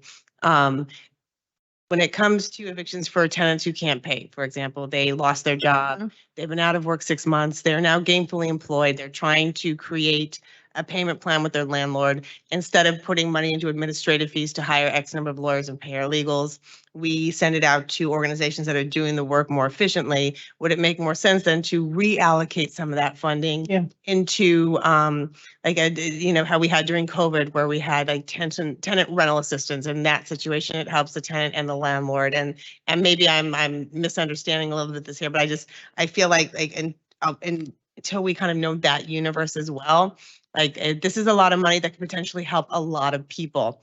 And to Council President's point, you're getting a lot of questions because we also want to make sure that we're spending it fairly and as equitably as possible. And I think that what I hear in my office is, not going to be the same as what everyone else hears, but a lot of it is like, we'll just need a little bit of assistance to get them to the next place. So if the landlord is not going to evict the tenant, has a good tenant, hard times, like how do we, there's a lot of variables here. So like would that also make sense is look different ways to portion off this money so it also doesn't all come out of the Affordable Housing Trust Fund, because that's supposed to help us with a whole other host of affordability concerns.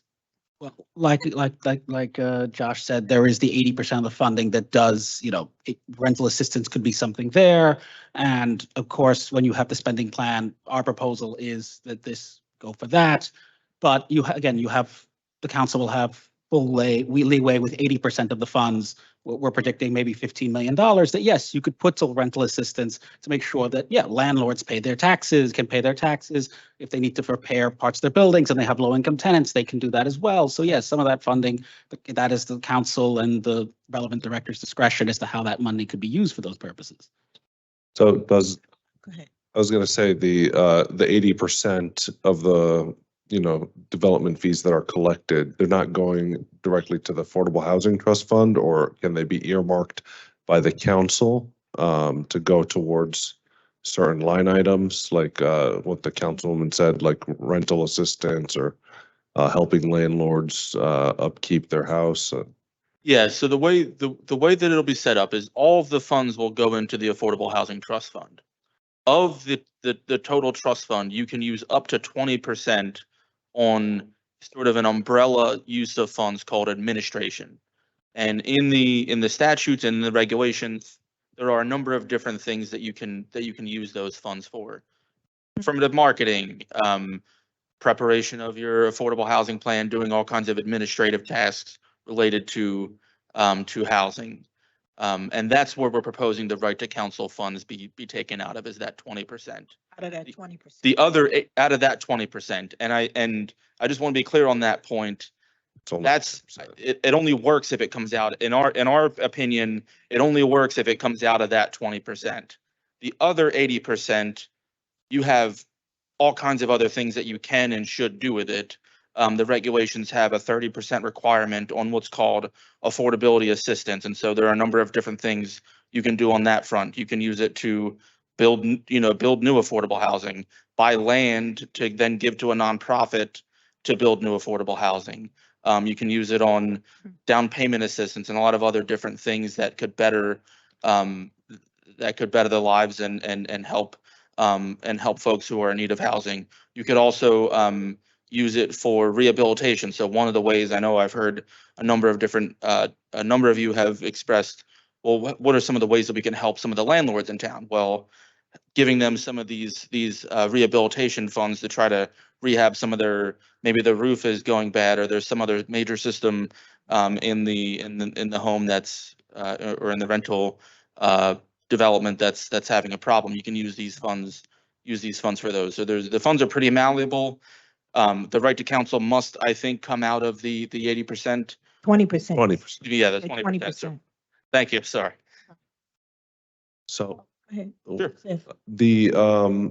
the assistance to landlords, is that going to be income restricted similarly like how right to counsel is, or will the council be able to set guidelines for that kind of assistance, the 80% that we're talking about?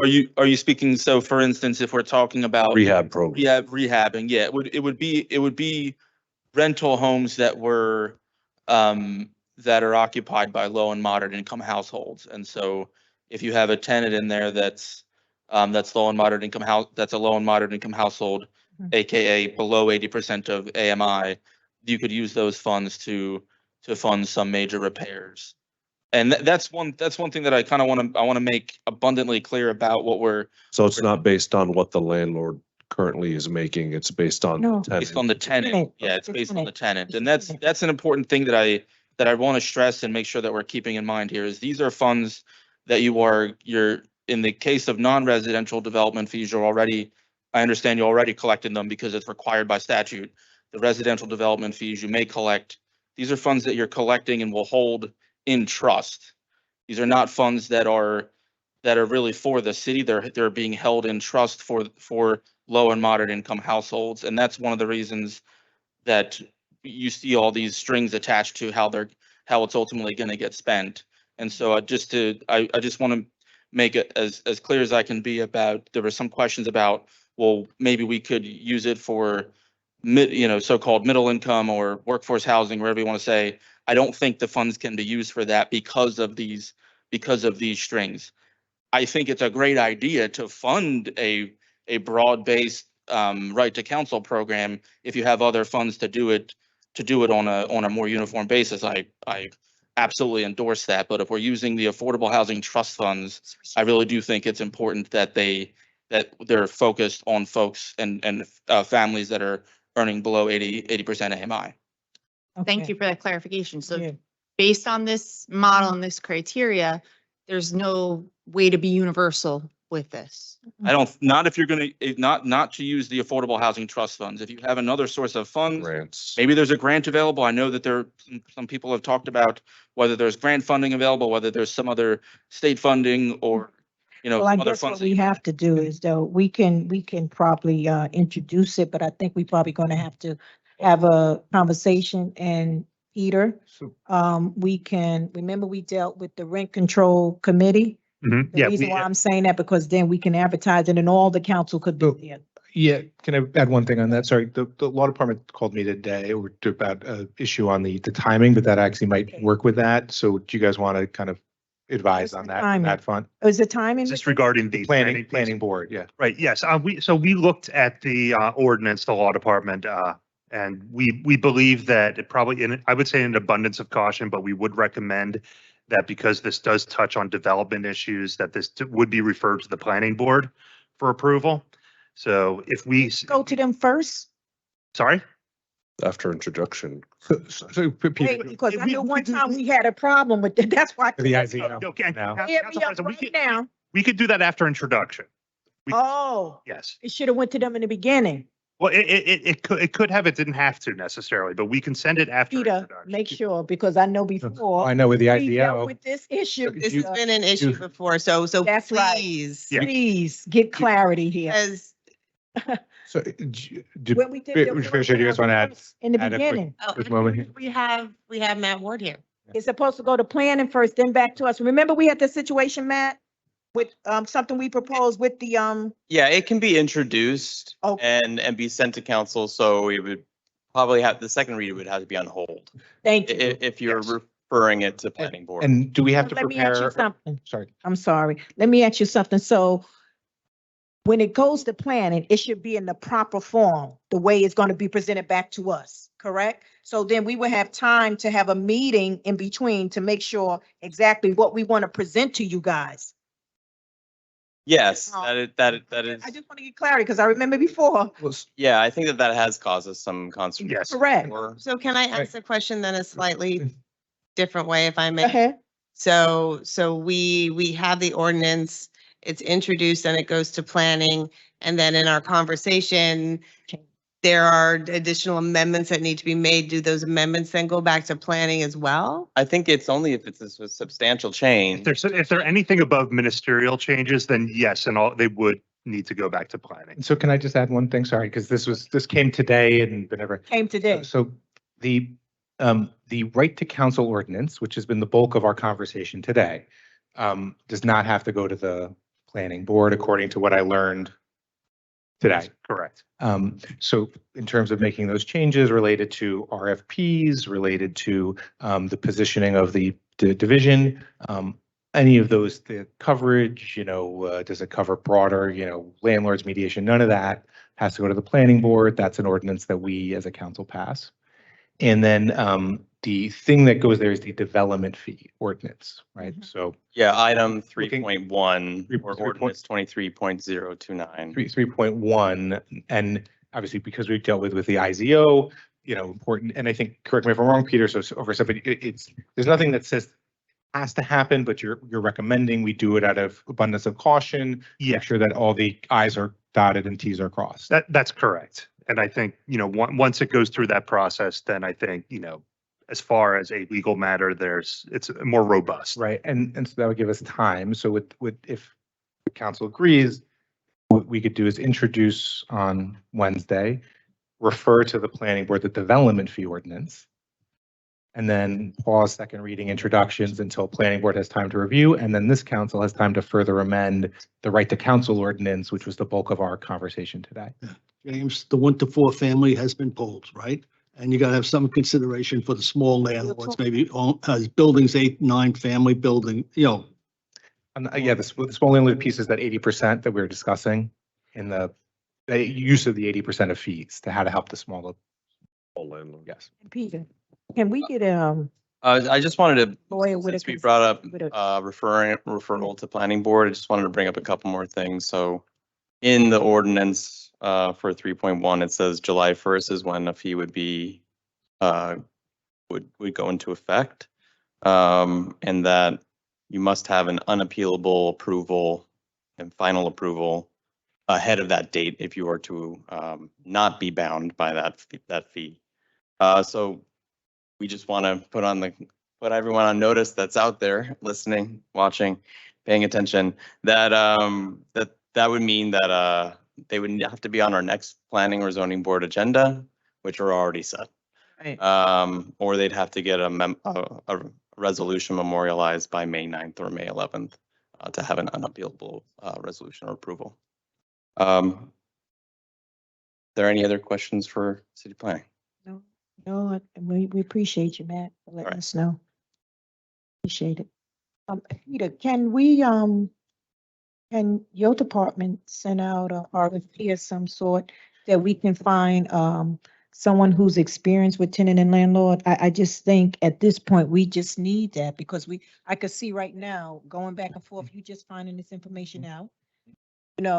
Because it's a serious issue and we want to pass something for the people, but we want to do it right. And the only reason why I'm saying that, because if he's just getting it, and I know James had this out for a while. He was working on this, doing what he had to do. And now just to find out this. So that's why at this point, I would prefer that we put our RFP out for a person or a lawyer who knows tenant and landlord law, because it affects that. We're asking for a consultant, essentially. Yes, that's what I think would help us. Because we're going to affect everyone's life. 70% of our residents are renters. Just think of that. How many people are going to be affected? I think I'm happy to work with the council president and the law department to find the right source of getting advice on how we put this together, and also look at all the other cities that have done it. And we have planning board has to review, so we have time to all sit together and work on the ordinance. The one thing I just add is we've been through processes and I've been involved and on the other side of it, which have taken a long time. And I think given the importance of getting a fee structure in place, I think what I would ask to work on, and I'm happy to sit down with the council president individually, is for us to come up with a very narrow focus of how we're moving forward. If it's indeterminate and it's, ends up being a year. That's, we've been through that process before, and it's not fair to folks. And we really want to move and make sure that the funds can get in place, because until you pass the development fee ordinance, you can't collect the funds. And even then it starts the clock. And then obviously on the right to counsel piece, that ties right into that. So I think by having the planning board look at it, that gives us the space for, I'm happy to commit to sound the council president and figure that out.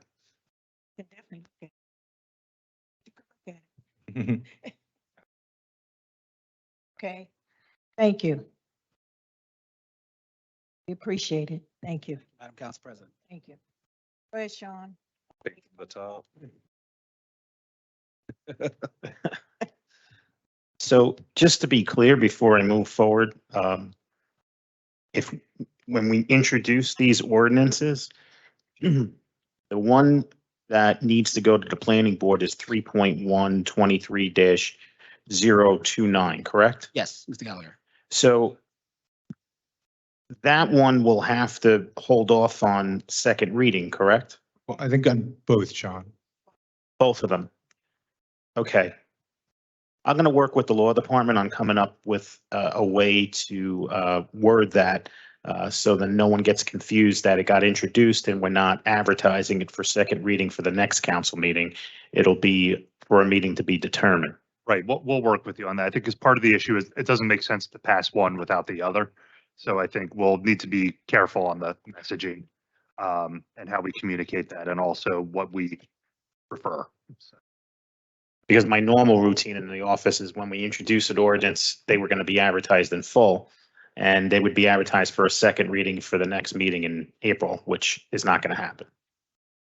Okay, very good. All right, thanks. So first reading ordinances 3.1 and 3.2 were touched on earlier. Item 3.3, City Ordinance 23-031 is an ordinance amending and supplementing Chapter 242, Peace and Good Order, Article 6, roller skates, inline skates, skateboards, bicycles, electronic scooters, dirt bikes, and all-terrain vehicles.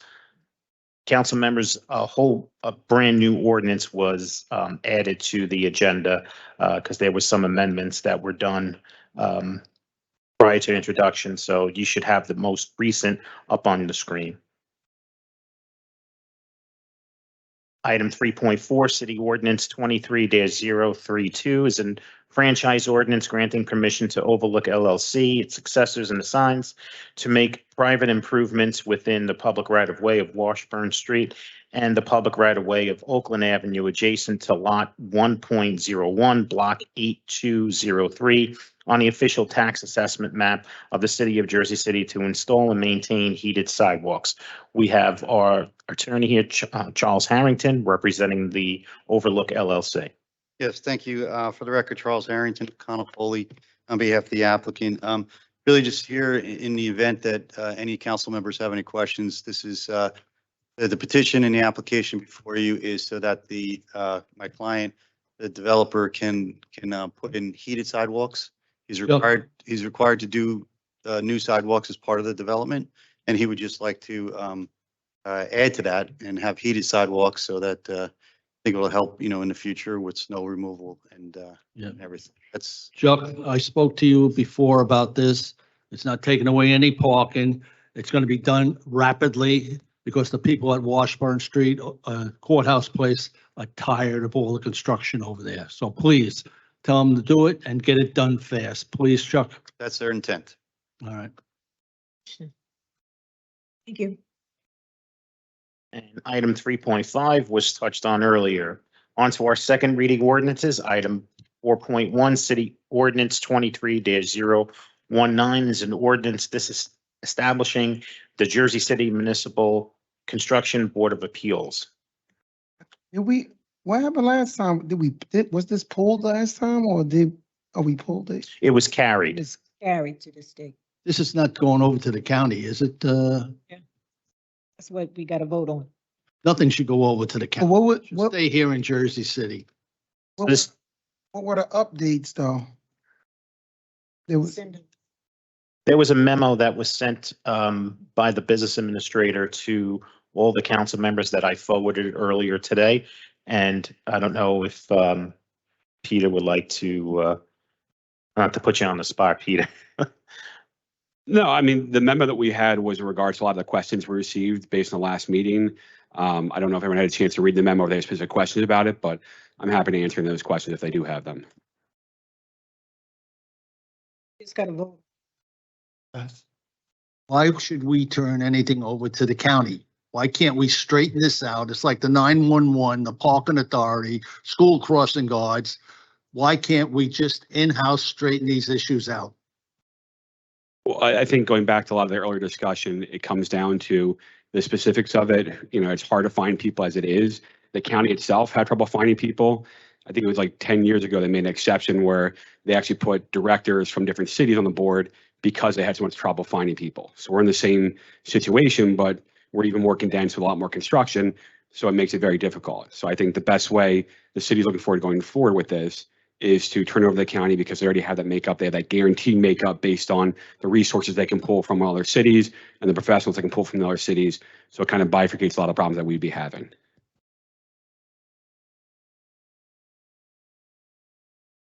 Okay. Any other questions?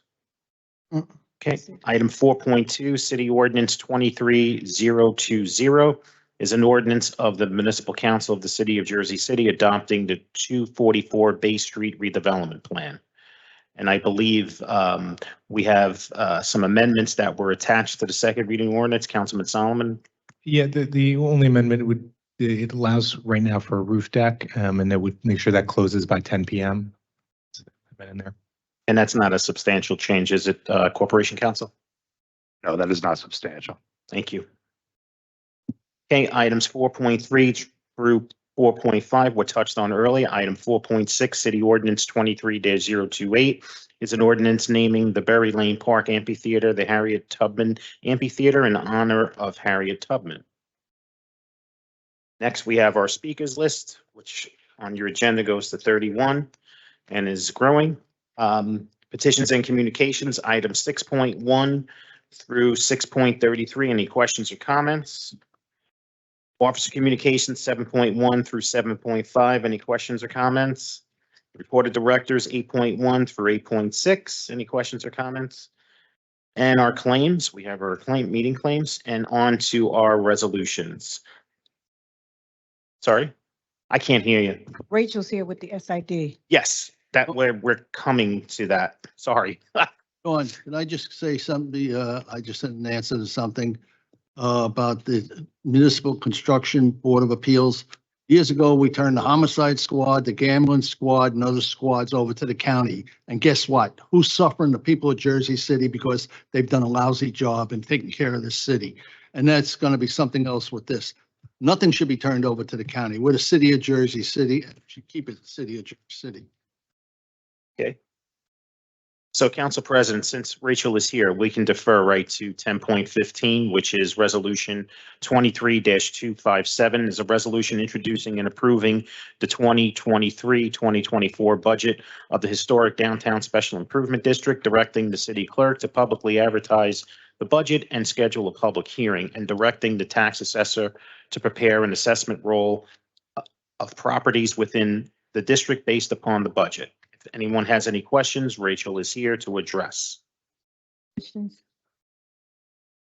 Thank you. Joe, All right. it's my neighbor. Items 10.1 through 10.2 were touched on earlier. 10.3, Resolution 23-245 is a resolution in loving memory of Betty Outlaw. God rest her soul. Item 10.4, Resolution 23-246 is a resolution recognizing Brian Joseph Kelly on his life and achievements. Item 10.5, Resolution 23-247 is a resolution recognizing Rachel Sieg on her Special Improvement District Award. Item 10.6, Resolution 23-248 is a resolution recognizing Sherry Singh on her achievements and success. Item 10.7, Resolution 23-249 is a resolution urging the state of New Jersey to revise or eliminate the 30-year rent control exemption for newly constructed multiple dwelling units. Items 10.8 through 10.35, what touched on earlier. Item 10.36, Resolution 23-278 is a resolution ratifying renewal professional service agreement with Goldenberg, Mackler, Saig, Mintz, Pfeiffer, Bonchi, and Gill PC as special counsel to represent the city of Jersey City in various pending foreclosure matters. Item 10.37, Resolution 23-279 is a resolution renewing professional service agreement with the law firm McAndrew Udo LLC to serve as special counsel in bankruptcy matters. Item 10.38, Resolution 23-280 is a resolution ratifying the renewal professional service agreement with Sisselman and Swartz LLP to represent third-party defendant, City of Jersey City, in the matter of Robert Byrne versus Kelly J. Cruz, Fidelity and Guaranteed Insurance Underwriters versus the City of Jersey City. Item 10.39, Resolution 23-281 is a resolution renewing professional service agreement with the law firm of Whipple Azzarillo LLC to represent the City of Jersey City in various tort claim cases. If there are any questions about the last four items, I'm happy to address those offline. I'll be circulating an email, just providing an update. Okay, hearing none, moving forward. Item 10.40, Resolution 23-282 is a resolution of the City Council of the City of Jersey City instructing the Cannabis Board to impose a moratorium on reviewing and hearing applications for Class 5 cannabis retail licenses. Item 10.40, sorry? I'll just briefly touch on that. Sure. I think we've heard the council, our community, and have received communication from the Cannabis Control Board on just doing a temporary pause on seeing applications. So we could just kind of take a look at our current state and what our future desired state is going to be, evaluate the impacts, modify any barriers or requirements that we're asking of applicants, and discussing the reoccurring themes like distance issues prior to going forward. So I would like to see, about an ad hoc committee possibly to talk with legal, the Cannabis Control Board, and community groups so we can make sure that Jersey City is doing the right thing by cannabis legislation. Do we have, I guess, some type of time frame that we know we're looking at? Not really, no. I think the legal department and also an ad hoc committee can establish a timeframe that is quick but yet efficient, because we don't want to hold people off for too long. Well, the ordinance, I'm sorry, pardon me, the resolution says for a period of 6 months. Up to 6 months? Yes. Okay. Pretty much cease once we pass this. Yeah, that's correct. The resolution would essentially press pause on everything. We would still allow applicants to file their applications, but with the instruction that we are currently in a moratorium period. Okay. And that they would have to wait subsequent analysis, review, approval until after that. We can advise them if the application's complete, if they have all the forms that they need, but we're not going to do any hearings or pass any resolutions or recommendations, letters of support until the moratorium period is elapsed.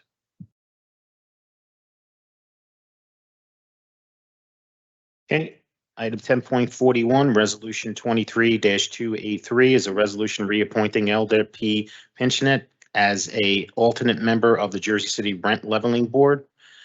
Item 10.42, Resolution 23-284 is a resolution appointing John G. Mercer as Chief Financial Officer of the City of Jersey City. Peter. It's two. It's two. Okay, the BA. Once we pass this, then when will we receive the budget? I believe we're looking in the next couple of weeks, as far as looking at the budget. We're waiting for the state approvals. We had to go through the state to get certain things evaluated and approved by them. So I believe last week we were trying to get something. If we don't have it already, I'll double check. But once we get the state approval, we can move pretty quickly on it. Okay, because last time we were very late and we can't afford it this time. And Absolutely. you got a new fiscal officer, and I don't know what the problem was last time because no one really got back to me on it, but I know the fiscal officer play an important role during this budget, so I see we are appointing him, John, so will we receive the budget sooner? Yes, we should. And John's been acting already, so he has been kind of acclimated. There shouldn't be a big turnover of time. He's been engaged in the whole process. And Council President, can I jump in? When we passed the ordinance on budget stuff back, I think it was beginning of February, we're asking very high level, but department and division level reports on overtime, and then updates on a monthly basis on annual financial statement, the audit. Can we get those basically? Yes, I'm not sure how quickly, but I'll try to make it a I'll send an email to you guys, and I didn't mention it to the BA and the council president, but we want to, make sure the council is fully appraised on our progress in meeting our statutory obligations, as well as just the pace of overtime spending in the city. Absolutely. And we have run some preliminary reports as far as overtime for the whole city, but we're trying to break that down departmentally for you so you know exactly where the money's coming from, who it's going towards, and what it's going towards. You don't have a system that breaks it up from each department? I mean, we pay money on these systems. I'm just. So we do is as far It's like. with the new payroll system, we can very easily break it out by quarter and how much has been spent overall, and then we can try to narrow that down forward or further for you. We also know why it's being spent, not just, this department has X amount of money. It's good to give you guys reasons for why it's being spent too. That way, is it emergency related? Was it unexpected? Was it planned, et cetera? And then make sure, throughout their whole allocation for the year, what percentage they're doing. And if they anticipate they'll use more of it, less of it, et cetera. Okay, and council members 10.43 and 10.44 were touched on earlier. So may I have a motion to adjourn at 6:34 PM? I had a motion made by Councilperson Solomon. May I have a second? Second by Councilperson Ridley. All in favor? It was not. On the motion to adjourn at 6:34 PM, all council members present by acclamation, please say aye. We are out of here at 6:34 PM. Thank you so much, everybody present and everybody watching at home. Remember, teamwork makes the dream work. Stay safe. Great night.